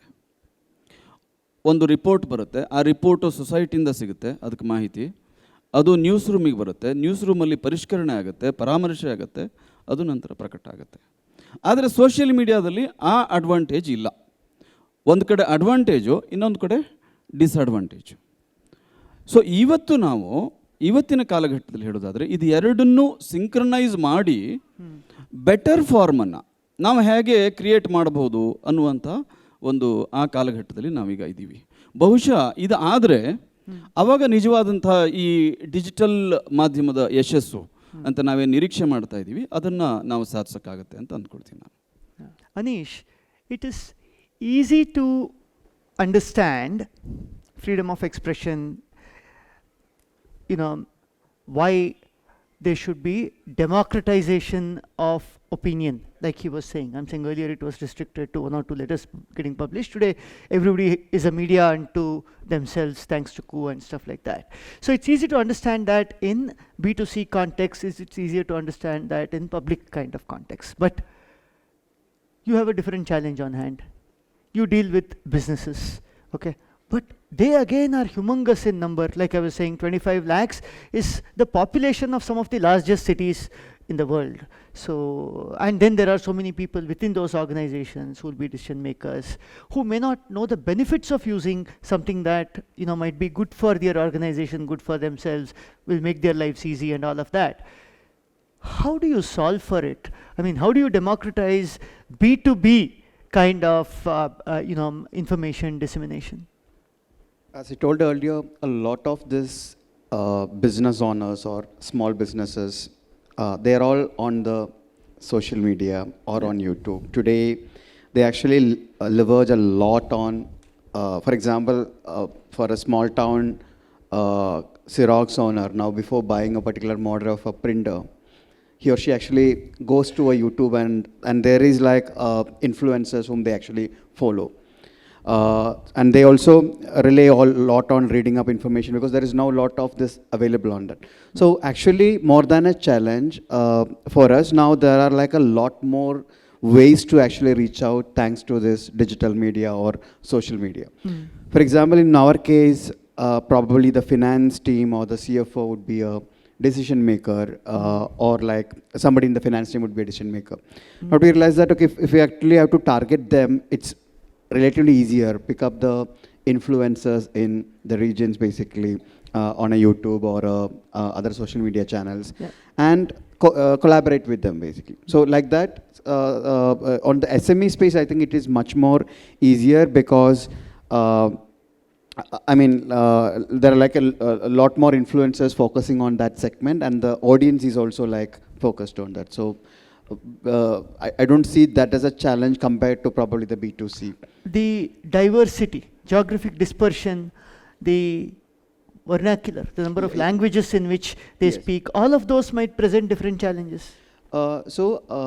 Majority of this influencers or in our segment, they're all actually in vernacular languages. And as I mentioned, like we have like probably 61 million MSMEs in the country. And typically, maybe diverting a little bit from the topic. So 3 years back, one of the POS companies in India, they did a survey on what is the topmost app they would actually build on a smart POS terminal basically. So the first thing was the budget, and the second thing was like they wanted to actually have access to small short clips of videos, right? And imagine like, and it's just like a credit card terminal, and that screen, these people wanted that, right? So today a lot of this SMEs like or the smaller retailers, they spend a lot of time, especially from the 2 to 5 in certain segments. For example, in the Kirana segments, again like in certain states basically when we were actually looking at, they spend a lot of this time on this kind of entertainment, and they also focus on acquiring this knowledge or learning new things. And there is also a lot of this people who empower these entrepreneurs. For example, like not able to recollect the name, but in every state, in every regional language, we found that okay, they actually even pay like 10,000, 15,000 basically for this influencers to get that and things like that. So vernacular is, I don't think vernacular is a challenge because there's a lot of content today that is available and a lot of this influencers that is there. So anybody who's targeting a B2B today, there is a lot more options to reach out to this segment of customers. Yeah, thanks for saying that, Anish. And there are also a lot of opportunities when it comes to ಮುಂಚೆ ಜೇನು ಸಾಕಾಣಿಕೆ ಮಾಡಿ ಅಣಬೆ ಬೆಳೆದು ಕೋಳಿ farm ಮಾಡಿ ಕೋಟಿಗಟ್ಟಲೆ ಸಂಪಾದನೆ ಮಾಡಿದ್ರು ಅಂದರೆ ಇದ್ರ ಹಿಂದೆ ಬೇರೆ ಏನೋ ಇದೆ ಅಂತ ಅನ್ನೋ ಥರ ಅನುಮಾನ ಬರೋ ಥರ ಇದ್ದಿದ್ದು ಸುಧೀರ್ ಅಂಥವರಿಂದಾಗಿ ಇವತ್ತು ಅದು ನಿಜಕ್ಕೂ ಸಾಧ್ಯ. ಒಬ್ಬ ಸಾಮಾನ್ಯ ಮನುಷ್ಯ ಇನ್ನೊಬ್ಬ ಅದೇ ಕ್ಷೇತ್ರದಲ್ಲಿ ಯಶಸ್ಸನ್ನು ಕಂಡಿರುವಂತಹ ವ್ಯಕ್ತಿಯನ್ನು ನೋಡಿ ಅವನ ಮಾತುಗಳಿಂದ ಕಲಿತು ತನ್ನ ಜೀವನ ಕಟ್ಕೊಳ್ಬಲ್ಲ. ಅಷ್ಟು ಮಾತ್ರ ಅಲ್ಲ, ಅದರಿಂದ ವೆಲ್ತ್ ಕ್ರಿಯೇಷನ್ ಕೂಡ ಸಾಧ್ಯ ಅನ್ನೋದನ್ನು ಸುಧೀರ್ ಅವರು ನಿರೂಪಿಸಿದ್ದಾರೆ. ಸೊ ಹೇಗೆ ಸಾಧ್ಯ ಆಯಿತು? ಇದರಲ್ಲಿ ಡಿಜಿಟಲ್ ಮಾಧ್ಯಮದ ಕಾಣಿಕೆ ಎಷ್ಟು? ಮುಂದೆ ಬರುವ ಸಾಧ್ಯತೆಗಳೇನು? ಈ ಡೀಪ್ ಮೈಕ್ರೋ ಹರಿಪ್ರಕಾಶ್ ಅವರು ಹೇಳಿದ ಹಾಗೆ ಡೀಪ್ ಡೌನ್ ಹೋಗುವಂತಹ ಡಿಜಿಟಲ್ ಮಾಧ್ಯಮಗಳು, ಮೊಬೈಲ್ ಫಸ್ಟ್ ಡಿಜಿಟಲ್ ಮಾಧ್ಯಮಗಳ ಮೂಲಕ ಈ ಸಾಧ್ಯತೆ ಹೇಗೆ ಹೆಚ್ಚುತ್ತೆ, ಹೇಗೆ ವಿಸ್ತರಿಸುತ್ತೆ ಅನ್ನೋದ್ರ ಬಗ್ಗೆ. ನಾವು ವರ್ಕ್ ಮಾಡ್ತಾ ಇರೋದು ಕೃಷಿಕರು ಮತ್ತು ಸಣ್ಣ ಪುಟ್ಟ ಉದ್ಯಮ ಮಾಡೋರು ಮತ್ತು ಮಹಿಳೆಯರು, ಈ 3 ಸೆಗ್ಮೆಂಟಿಗೋಸ್ಕರ ಬಹಳ ದೊಡ್ಡ ಟಾರ್ಗೆಟ್ ಮಾರ್ಕೆಟ್ ಇದು. ಇವರಿಗೆ ಒಂದು ಹಂಬಲ ಇರುತ್ತೆ. ಒಬ್ಬ ಕೃಷಿಕ ಆಗಿದ್ದರೆ 1 ಎಕರೆಯಲ್ಲಿ ವರ್ಷಕ್ಕೆ ಒಂದು 50,000 ಬರುತ್ತೆ ಅಥವಾ 1 ಲಕ್ಷ ಬರುತ್ತೆ. ನಾನೊಂದು 2 ಲಕ್ಷ ಮಾಡಬೇಕು, ಡಬಲ್ ಮಾಡ್ಕೋಬೇಕು, ಅದನ್ನು ಆದಾಯ ಜಾಸ್ತಿ ಮಾಡ್ಕೋಬೇಕು. ಅದು ಸಣ್ಣ ಪುಟ್ಟ ಬಿಸ್ನೆಸ್ ಮಾಡೋರು ಅಳಿವಿನ ಅಂಚಲಿದ್ದಾರೆ. ಈಗ ನೀವು ಮೊದಲೆಲ್ಲ ಬೆಂಗಳೂರಲ್ಲಿ ಒಂದೊಂದು ರೋಡಲ್ಲಿ ನೋಡಿಬಿಟ್ರೆ ಸುಮಾರು ಕಿರಾಣ ಸ್ಟೋರ್ಸ್ ಇರ್ತಿತ್ತು, ಈಗೆಲ್ಲ ಕ್ಲೋಸ್ ಆಗೋಯ್ತು. ಈ ಸಣ್ಣ ಪುಟ್ಟ ರೆಸ್ಟೋರೆಂಟ್ಗಳು ಕೂಡ, ದರ್ಶಿನಿಗಳೆಲ್ಲ ಕ್ಲೋಸ್ ಆಗ್ತಿದ್ದಾವೆ. ಈ ರೀತಿ ಆಗೋದ್ರಿಂದ ಅವರಿಗೂ ಕೂಡ ನಾವು ಬದುಕಬೇಕು, ಇನ್ನೂ ನಾವು ಚೆನ್ನಾಗಿ ಮಾಡಬೇಕು. ಮತ್ತು ನಮ್ಮ ದೇಶದಲ್ಲಿ ಸುಮಾರು 20 ಕೋಟಿ ಗೃಹಿಣಿಯರಿದ್ದಾರೆ, ಮನೆ ಹೋಮ್ ಮೇಕರ್ಸ್. ಅವ್ರದ್ದು ಸಂಪಾದನೆ ಮಾಡ್ತಿಲ್ಲ, ಅವರು ಕೂಡ ನಾವೇನೋ ಫ್ರೀ ಟೈಮಲ್ಲಿ ಒಂದು 4 ಗಂಟೆ ಸಿಗುತ್ತೆ ಏನೋ ಮಾಡಬೇಕು ಅಂತ. ಅವರಿಗೆ ಒಂದು ಪ್ರೇರಣೆ ಬೇಕು, ಅಂದರೆ ಮಾಡಿದವ್ರನ್ನ ನೋಡಿಬಿಟ್ಟು ಮಾಡಬೇಕು ಅಂತ. ಅವ್ರಿಗೆ ನಾವು ಯಾವುದೋ ಒಂದು ಬೆಸ್ಟ್ ಯೂನಿವರ್ಸಿಟಿ ಇನ್ ದ ವರ್ಲ್ಡಿಂದ ಕೋರ್ಸ್ ಡಿಸೈನ್ ಮಾಡಿದ್ರೆ ಅವ್ರು ನೋಡಲ್ಲ. ಅವ್ರಿಗೇನು ಬೇಕು ಅಂದರೆ ಅವರ ನೇಬರ್ಹುಡ್ ಸೂಪರ್ ಸ್ಟಾರ್ಸ್, ಅವ್ರ ಅಕ್ಕಪಕ್ಕದಲ್ಲಿ ಮನೇಲೇ ಕೇಕ್ ಮಾಡಿ ಯಾರೋ ಒಬ್ಬರು ತಿಂಗಳಿಗೆ ಒಂದು 25,000 ಸಂಪಾದನೆ ಮಾಡ್ತಾರೆ, ಅವ್ರಿಗೆ ಸೂಪರ್ ಸ್ಟಾರ್. ಅವ್ರ ಹತ್ರ ಕೇಕ್ ಮಾಡೋದು ಹೆಂಗೆ ಅಂತ ಹೇಳ್ಕೊಟ್ಟು ಆ ಕೇಕ್ ಬಿಸ್ನೆಸ್ ಮಾಡಿಸೋದು ಹೇಗೆ ಅಂತ ಹೇಳ್ಕೊಡ್ಬೇಕು. ಈ ಕೇಕ್ ಮಾಡ್ತೀರಲ್ಲ ಅವ್ರಿಗೆ ಅವ್ರ ಬಿಸ್ನೆಸ್ ಚೆನ್ನಾಗಿ ಗೊತ್ತುಂಟು, ಬಟ್ ಹೇಳ್ಕೊಡೋದಕ್ಕೆ ಅಥವಾ ಡಿಜಿಟಲ್ ಮೀಡಿಯಮ್ನ ಯೂಸ್ ಮಾಡಿಕೊಂಡು ಒಂದಷ್ಟು ಜನ ಆಸ್ಪೈರಿಂಗ್ ವುಮೆನ್ಗೆ ಹೇಳ್ಕೊಡೋಕೆ ಅವ್ರಿಗೆ ಬರೋಲ್ಲ. ಅಲ್ಲಿ ನಾವು ಬ್ರಿಡ್ಜ್ ಆಗ್ತೀವಿ. ನಮ್ಮ ಕೆಲಸ ಏನು ಅಂದರೆ ಆ ನೇಬರ್ಹುಡ್ ಸೂಪರ್ ಸ್ಟಾರ್ಸ್ನ, ಕೃಷಿ, ಸಣ್ಣ ಪುಟ್ಟ ಬಿಸ್ನೆಸ್ ಮಾಡೋ ಮತ್ತು ಹೋಮ್ ಮೇಕರ್ಸನ್ನು ಐಡೆಂಟಿಫೈ ಮಾಡಿ ಆ ಸೂಪರ್ ಸ್ಟಾರ್ಸ್ನ ನಿಜವಾಗ್ಲೂ ಸೆಲೆಬ್ರಿಟಿ ಮಾಡೋದು, ಅವರಿಂದ ಪ್ರೇರಣೆ ಕೊಡಿಸೋದು.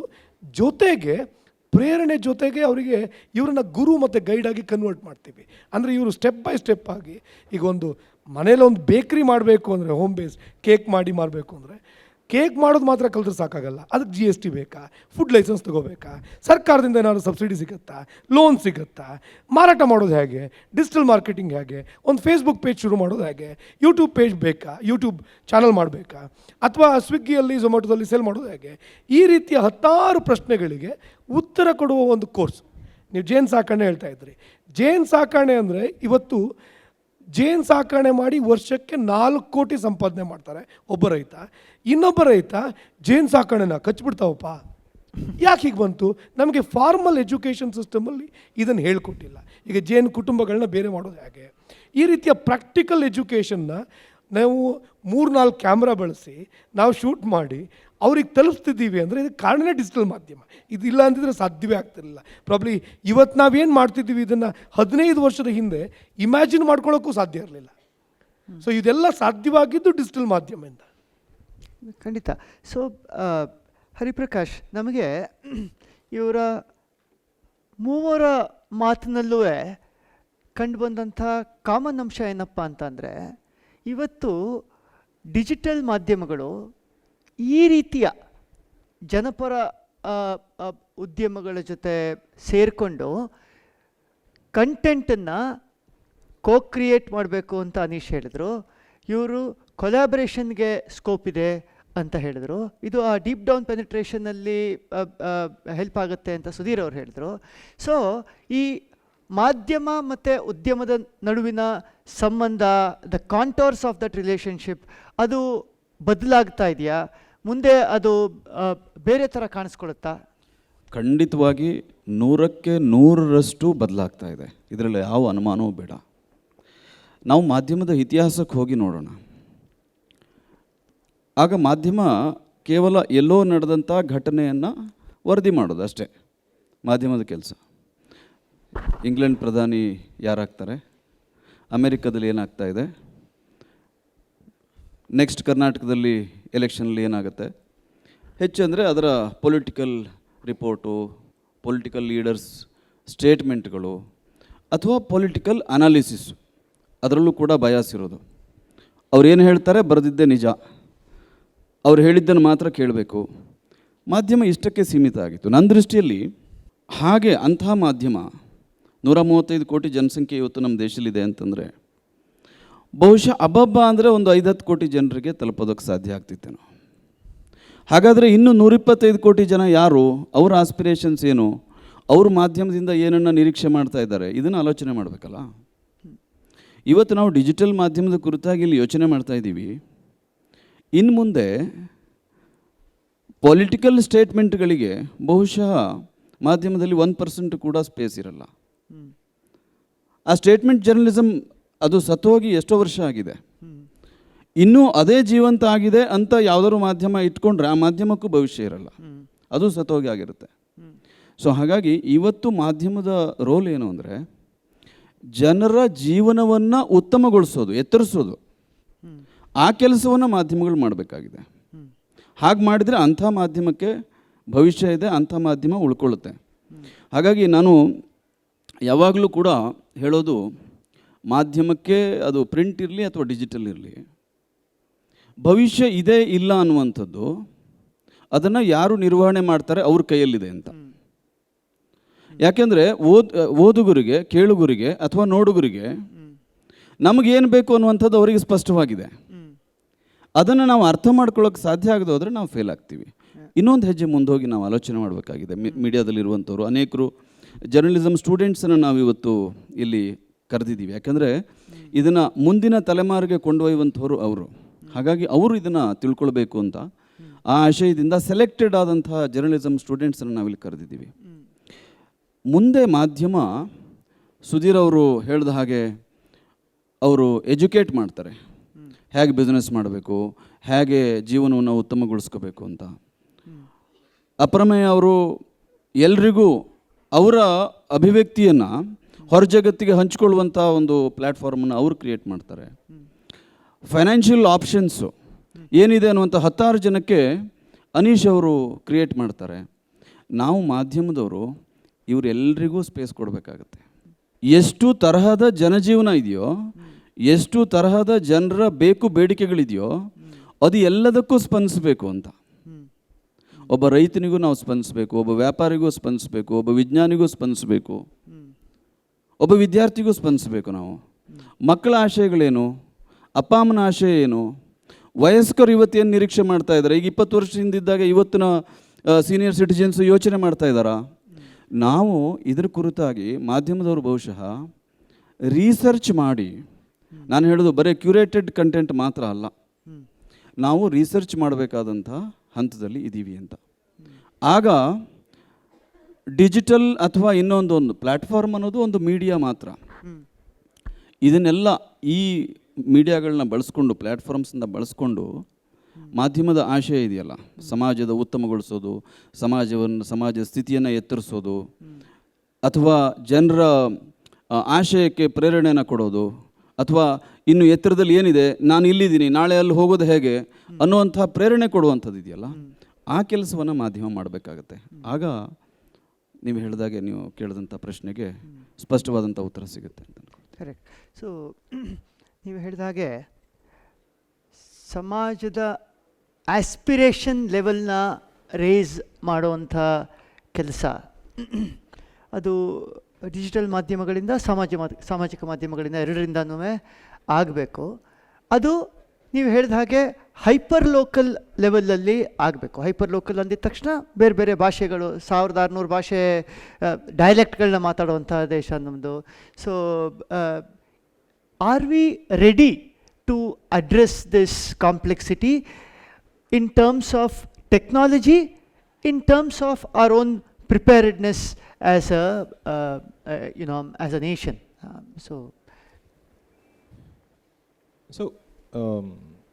The first 15 years of social media, I already said, it was global one country produced a lot of social media apps, the rest of the world used it.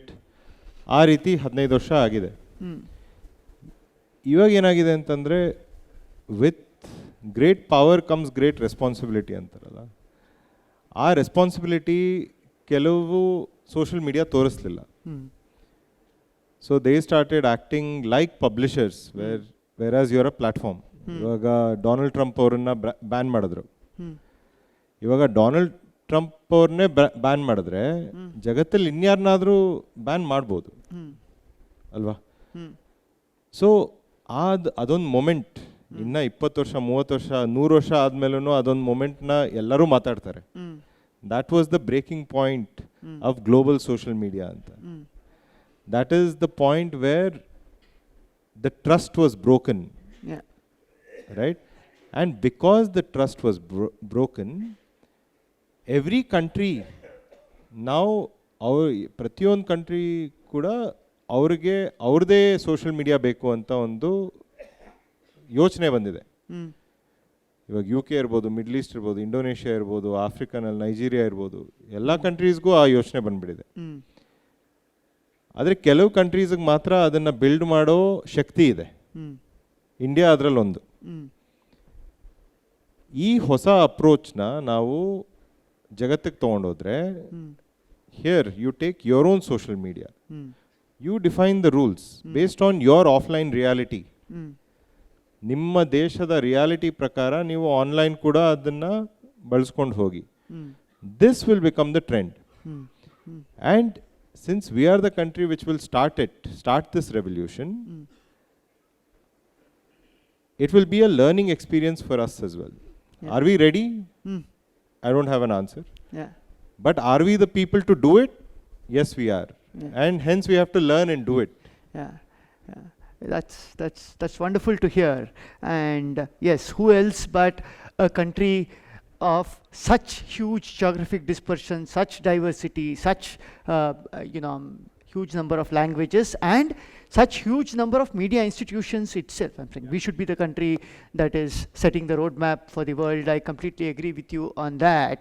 And Anish, do you still, I'm saying, given a chance, if you were to go back 15-20 years ago, Anish, by the way, built the first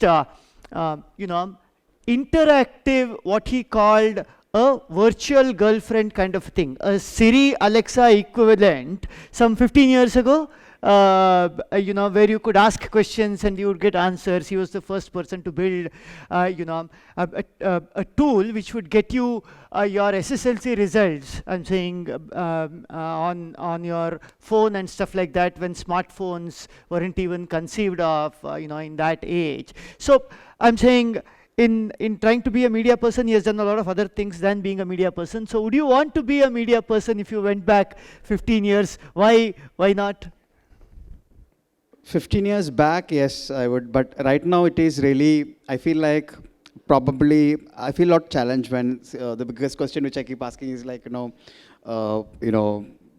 the media has changed a lot, and I probably belong to the older generation of this, the TV, the satellite, the cable, the print thing. And probably when it comes to digital, personally for me, I don't feel like, I mean, it's become like, because earlier it was like easier because you only have like selected channels or media to broadcast, but today, like, because of social media and things like that, it become more competitive. And for legacy media professionals or people who are aspiring the media thing, it becomes like really challenging.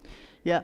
And how do you see the country addressing that challenge? Like Aprameya was saying, India needs to lead the way. If India needs to lead the way, then businesses need to be as empowered, as enabled, as thriving as individuals and their aspirations. So I just would like to add to what Aprameya mentioned last. I feel like India is now ready because we also have a strong government and body which actually supports that. We had actually seen this in the Aadhaar, the UPI, and which is happening in commerce, the health segment, and similar in the media tech itself, especially on because like Aprameya mentioned, many countries those countries may not be able to compete with the big techs. Big techs. But in India, we have actually a strong government, And then we have also the infrastructure, the digital medium to the last miles and things like that. So I think India is ready for the change right now. And even generally, businesses are just a subset of like this entire digital population, right? So I think we are ready right now for. Wonderful. Do you echo the same sentiment, Sudhir? Are we A, ready for it, and B, what role do you see, media like Vistara playing in, taking the kind of message that you are trying to give out to your audiences, in amplifying that in a very hyper-local kind of a manner? India is ready, no doubt about it. And ಈ ವಿಚಾರಕ್ಕೆ ಬಂದರೆ media ಏನು ಮಾಡಬೇಕು ಅಂದರೆ, ಪ್ರತಿಯೊಬ್ಬ ವ್ಯಕ್ತಿನೂ ಕೂಡ ತನ್ನದೇ ಆದ ಒಂದು ಐಡೆಂಟಿಟಿ ಕ್ರಿಯೇಟ್ ಮಾಡ್ಕೋಬೇಕು, ಅವನ ಆಸೆಗಳನ್ನ ಈಡೇರಿಸ್ಕೋಬೇಕು ಅಂತ ಪ್ರಯತ್ನ ಪಡ್ತಿರ್ತಾನೆ. ಆದರೆ ನಮ್ಮ ಸುತ್ತಮುತ್ತ 2 ಥರದ ಎಕ್ಸಾಂಪಲ್ ಇದೆ. ಒಂದು, ನಾನು ನಟೋರಿಯಸ್ ಆಗಿ ನನ್ನ ಐಡೆಂಟಿಟಿ ಕ್ರಿಯೇಟ್ ಮಾಡ್ಕೋಬೇಕು, ಮತ್ತೊಬ್ಬ ನಾನು ಫೇಮಸ್ ಆಗಿ ಒಳ್ಳೆ ಕೆಲಸ ಮಾಡಬೇಕು ಅಂತ. ಈ ಆಸ್ಪಿರೇಷನ್ಸ್ನ, ಆಸೆಗಳನ್ನ ಈಡೇರಿಸ್ಕೊಳ್ಳಲು ಅಷ್ಟೇ, ಕೆಟ್ಟ ರೀತಿಯಲ್ಲಿ ಸಂಪಾದನೆ ಮಾಡಬೇಕು, ಒಳ್ಳೆ ರೀತಿಯಲ್ಲಿ ಮಾಡಬೇಕು. ಮೀಡಿಯಾದ ಬಿಗ್ ರೆಸ್ಪಾನ್ಸಿಬಿಲಿಟಿ ಏನಂದರೆ, ಈ ಒಳ್ಳೆ ಹಾದಿಯಲ್ಲಿ ಹೋಗೋರನ್ನ, ಅವರು ಎಷ್ಟೇ ಸಣ್ಣ ಸಾಧನೆ ಮಾಡಿರ್ಬೋದು ಅಥವಾ ಎಷ್ಟೇ ಸಣ್ಣ ಮಟ್ಟದಲ್ಲಿರ್ಬೋದು, ಬಟ್ ಆದರೆ ಅವರು ಒಳ್ಳೆ ರೀತಿಯಲ್ಲಿ ಹೋಗ್ತಿರ್ತಾರೆ, ಅವ್ರ ಐಡೆಂಟಿಟಿಯನ್ನು ಕ್ರಿಯೇಟ್ ಮಾಡ್ಕೊಂಡಿರ್ತಾರೆ. ಅವರನ್ನು ನಾವು ಸೆಲೆಬ್ರೇಟ್ ಮಾಡಿದಷ್ಟು, ಅವ್ರ ಬಗ್ಗೆ ನಾವು ಮಾತಾಡಿದಷ್ಟು, ಬರೆದಷ್ಟು, ಅವ್ರ ಬಗ್ಗೆ ಹೇಳಿದಷ್ಟು ಈ ರೀತಿಯ ಜನ ಜಾಸ್ತಿ ಆಗ್ತಾರೆ. ಅವಾಗ ಮಾತ್ರ ಉತ್ತಮ ಸಮಾಜ ಕಟ್ಟೋದಕ್ಕೆ ಸಾಧ್ಯವಾಗುತ್ತೆ. ಆ ರೆಸ್ಪಾನ್ಸಿಬಿಲಿಟಿ ನಮ್ಮ ಮಾಧ್ಯಮ, ಅದು ಎಲೆಕ್ಟ್ರಾನಿಕ್ ಇರ್ಬೋದು, ಡಿಜಿಟಲ್ ಇರ್ಬೋದು, ಪ್ರಿಂಟ್ ಮೀಡಿಯಾದ responsibility. Confluence of all three, like I said, entertainment, information and education is what we need to try and create if we have to try and find a meaningful future, not just for digital media, but through digital media for the society at large. I feel that there is scope for anybody who has an audience to address, to collaborate with another entity which has a platform. For example, if you just look at the 3 on stage here, there is so much scope for cross collaboration, and I feel that is the way most of us will go in the future, while using the other as a platform, trying to be crusaders and not mercenaries. I mean, like we were discussing, a crusader crusades for a cause, ಯಾವುದೋ ಒಂದು ಉದ್ದೇಶಕ್ಕಾಗಿ ಹೋರಾಟ ಮಾಡುವಂಥದ್ದಿರುತ್ತೆ. Mercenary just works for money, ದುಡ್ಡಿಗೋಸ್ಕರ ಹೋರಾಟ ಮಾಡುವಂಥದ್ದಿರುತ್ತೆ.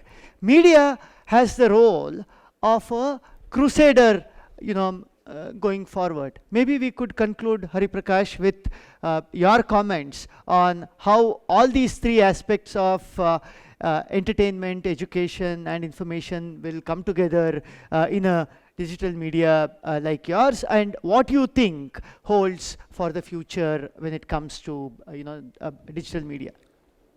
ನೀವು ಕೇಳಿದಂಥ, ಉಲ್ಲೇಖ ಮಾಡಿದಂತಹ 3 ಸಂಗತಿಗಳು, ಎಂಟರ್ಟೈನ್ಮೆಂಟ್, ಇನ್ಫಾರ್ಮೇಷನ್, ಎಜುಕೇಷನ್. ಇನ್ಫಾರ್ಮೇಷನ್ ಯಾವುದೇ ರೀತಿಯಾದಂಥ ಇನ್ಫಾರ್ಮೇಷನ್ ಆಗಿರ್ಬೋದು. ಎಂಟರ್ಟೈನ್ಮೆಂಟ್, ಯಾರ್ಯಾರು ಯಾವ್ಯಾವ ಥರ ಎಂಟರ್ಟೈನ್ಮೆಂಟನ್ನು ಎಕ್ಸ್ಪೆಕ್ಟ್ ಮಾಡ್ತಾರೆ, ನಾವು ಬ್ರಾಡಾಗಿ ಅದನ್ನು ಅಂದಾಜು ಮಾಡ್ಬೋದು. ಇನ್ಫಾರ್ಮೇಷನ್ ಮತ್ತು ಎಜುಕೇಷನ್ ಇದೆರಡನ್ನು ಒಟ್ಟಿಗೆ ಮಾಡೋಣ, ಒಟ್ಟಿಗೆ ತೆಗೆದುಕೊಂಡು ಹೋಗೋಣ. ಎಂಟರ್ಟೈನ್ಮೆಂಟನ್ನು ಒಂದನ್ನು ಸಪ್ರೇಟಾಗಿ ನೋಡೋಣ. ನಮ್ಮ ಸೀಮಿತವಾದಂಥ ಅನುಭವದಲ್ಲಿ ಆಧಾರದಲ್ಲಿ ಹೇಳೋದಾದರೆ, ಜನರು ಮಾಧ್ಯಮವನ್ನು ಯಾಕೆ, ಮಾಧ್ಯಮದ ಸಹಾಯವನ್ನು, ಮಾಧ್ಯಮದ ಅವಲಂಬನೆಯನ್ನು ಯಾಕೆ ಬಯಸ್ತಾರೆ ಅನ್ನೋದನ್ನು ನಾವು ಅರ್ಥೈಸ್ಬೋದು. ಮಾಧ್ಯಮ ಯಾವುದೇ ಇರ್ಬೋದು, ಪ್ರಿಂಟ್ ಇರ್ಬೋದು, ಡಿಜಿಟಲ್ ಇರ್ಬೋದು, ಟಿ ವಿ ಇರ್ಬೋದು, ಸೋಷಿಯಲ್ ಮೀಡಿಯಾ ಇರ್ಬೋದು, ಯಾವುದೂ ಇರ್ಬೋದು. ಬ್ರಾಡಾಗಿ ನಾವು ಇದನ್ನು 2 ಕಾರಣಕ್ಕೆ ಜನ ಮಾಧ್ಯಮವನ್ನು ಆಶ್ರಯಿಸ್ತಾರೆ ಅಂತ ಒಂದು ಕನ್ಕ್ಲೂಷನ್ಗೆ ಬರೋಣ. ಒಂದು ಮಾಹಿತಿಗೆ, ಇನ್ನೊಂದು ಮನರಂಜನೆಗೆ. ಕೆಲವೊಮ್ಮೆ ಸುದ್ದಿಯೂ ಕೂಡ ಮನರಂಜನೆಯನ್ನು ಕೊಡ್ಬೋದು, ಅದಕ್ಕೋಸ್ಕರ ನೋಡ್ತಾ ಇರ್ತಾರೆ. ಇದು ಎರಡನ್ನು ನಾವು ಬ್ರಾಡಾಗಿ ನಾವು ಅದನ್ನು ಹೇಳ್ಬೋದು, ಮಾಹಿತಿ ಮತ್ತು ಮನೋರಂಜನೆಗೋಸ್ಕರ ಮಾಧ್ಯಮವನ್ನು ಆಶ್ರಯಿಸ್ತಾರೆ ಅಂತ. ಇದು ಮಾಧ್ಯಮದಲ್ಲಿರುವಂತಹ ಎಲ್ರಿಗೂ ಗೊತ್ತಾದರೆ ನಾವು ಆಗ ಮಾಧ್ಯಮದ ಗುಣಮಟ್ಟವನ್ನು ಎತ್ತರಿಸೋದು ಸುಲಭ ಆಗುತ್ತೆ. ಇವತ್ತು ಯಾತಕ್ಕೋಸ್ಕರ ಮಾಧ್ಯಮದ ವಿಷಯದಲ್ಲಿ ಆಕ್ಷೇಪಗಳು, ಅಪವಾದಗಳು, ಟೀಕೆ ಇದೆಲ್ಲವೂ ಇದೆ ಅಂತಂದರೆ ಸ್ವತಃ ಮಾಧ್ಯಮದಲ್ಲಿ ಇರೋರಿಗೆ ನಾವು ಯಾಕಾಗಿ ಕೆಲಸ ಮಾಡ್ತಾಯಿದ್ದೀವಿ ಮತ್ತು ಯಾರಿಗೋಸ್ಕರ ಕೆಲಸ ಮಾಡ್ತಾಯಿದ್ದೀವಿ ಅನ್ನುವ ಸ್ಪಷ್ಟತೆ ಬಹಳಷ್ಟು ಜನರಿಗೆ ಗೊತ್ತಿಲ್ಲದೆ ಇರೋದ್ರಿಂದ ಅವಾಗ ನಾವು ಏನು ಹೇಳ್ತೀವಿ ಅಂದರೆ, ಜನ ಇದನ್ನು ನೋಡಲ್ಲ, ಜನ ಇದನ್ನು ಕೇಳಲ್ಲ, ಅಥವಾ ಜನರು ಇದನ್ನೇ ಕೇಳ್ತಾರೆ ಅದಕ್ಕೋಸ್ಕರ ನಾವು ಇದನ್ನು ಕೊಡ್ತೀವಿ, ಈ ರೀತಿ ಬೇರೆ ಬೇರೆ ವ್ಯಾಖ್ಯಾನವನ್ನು ಮಾಡೋದನ್ನು ನಾವು ನೋಡ್ತೀವಿ. ಕೆಲವರು ಅವರು ಕ್ರೈಮ್ ಬಿಟ್ಟರೆ ಜನ ಇನ್ನೇನನ್ನು ನೋಡಲ್ಲ ಅಂತ, ಇನ್ನು ಕೆಲವರು ಓನ್ಲಿ ಪೊಲಿಟಿಕಲ್ ಡೆವಲಪ್ಮೆಂಟ್ ಬಗ್ಗೆ ಮಾತ್ರ ಜನ ಕೇಳ್ತಾರೆ ಅಂತ, ಇನ್ನು ಕೆಲವರು ಇಲ್ಲ ಇದು ಬಿಸ್ನೆಸ್ಸು ಇಕನಾಮಿ ಕೊಟ್ಟರೆ ಮಾತ್ರ ಜನ ನೋಡ್ತಾರೆ ಅಂತ. ನಾವು ಇದೆಲ್ಲದನ್ನು ಎಲ್ಲದರ ಕಡೆ ನಾವು ನೋಡ್ಬೋದಾ? ಎಷ್ಟು ಜನ, ಎಷ್ಟು ದೊಡ್ಡ ಆಡಿಯನ್ಸು ಯಾವುದಕ್ಕಿದ್ದಾರೆ ಅಂತ. ಈಗ ಉದಾಹರಣೆಗೆ ಫಿನಾನ್ಷಿಯಲ್ ಫ್ರೀಡಮ್ ಆ್ಯಪ್ಗೆ ಇಷ್ಟೊಂದು ದೊಡ್ಡ ಪ್ರಮಾಣದ ಗ್ರಾಹಕರು ಇದ್ದಾರೆ ಅನ್ನುವಂಥದ್ದನ್ನು ಸುಧೀರ್ ಅವರು ಬರುವವರೆಗೆ ಗೊತ್ತಿರಲಿಲ್ಲ. ಅವ್ರು ಹೇಗೆ ಆ ಸ್ಪೇಸನ್ನು ಕಂಡುಕೊಂಡ್ರು?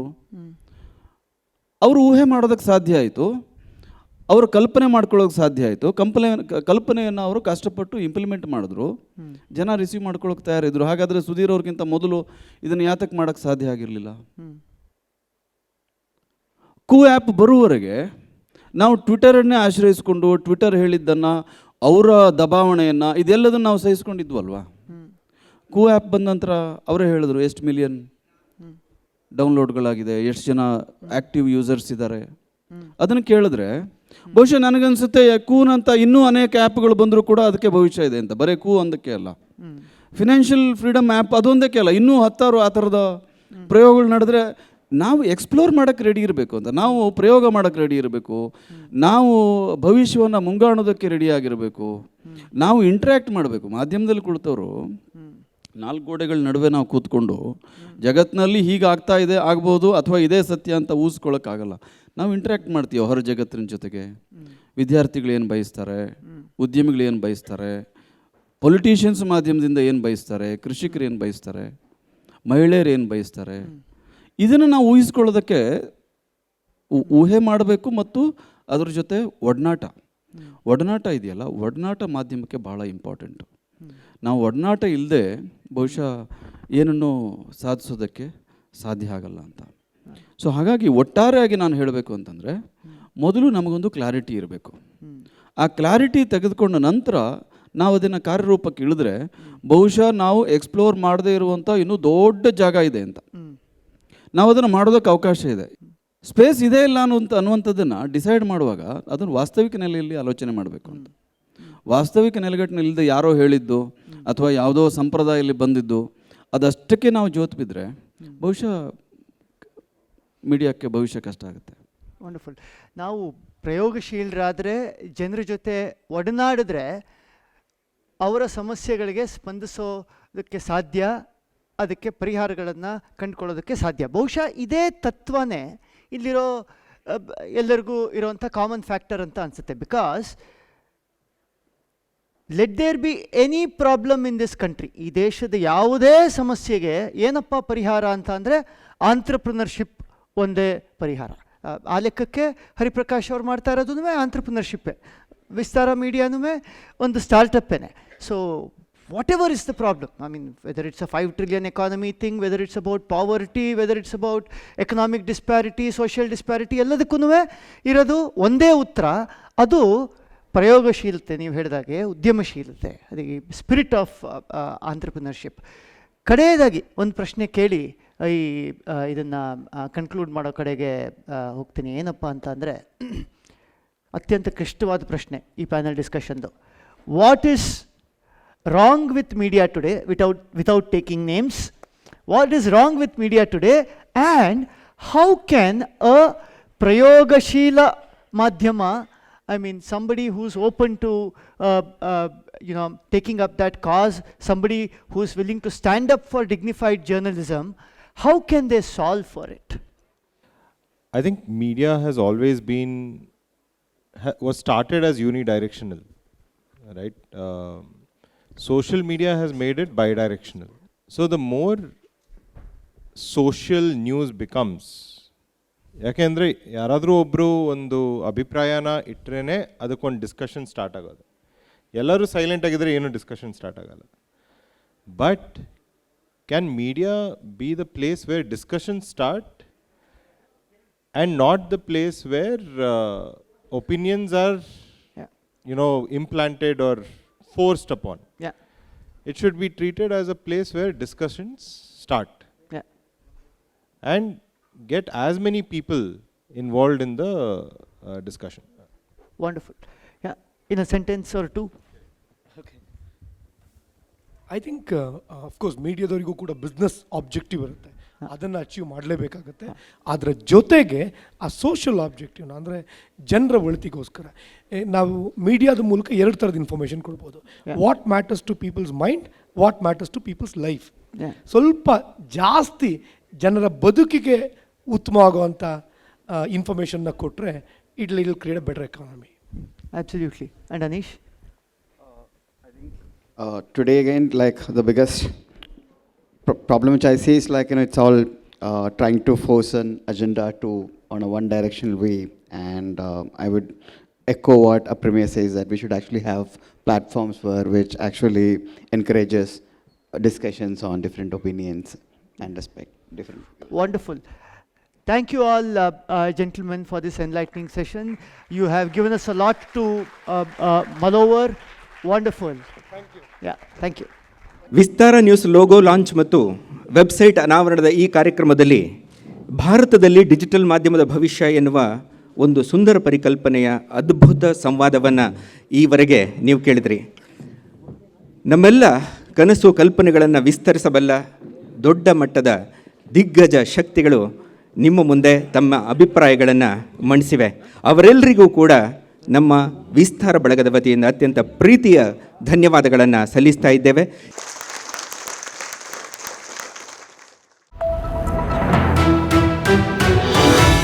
ವಿಸ್ತಾರ ನ್ಯೂಸ್, ನಿಖರ ಜನಪರ.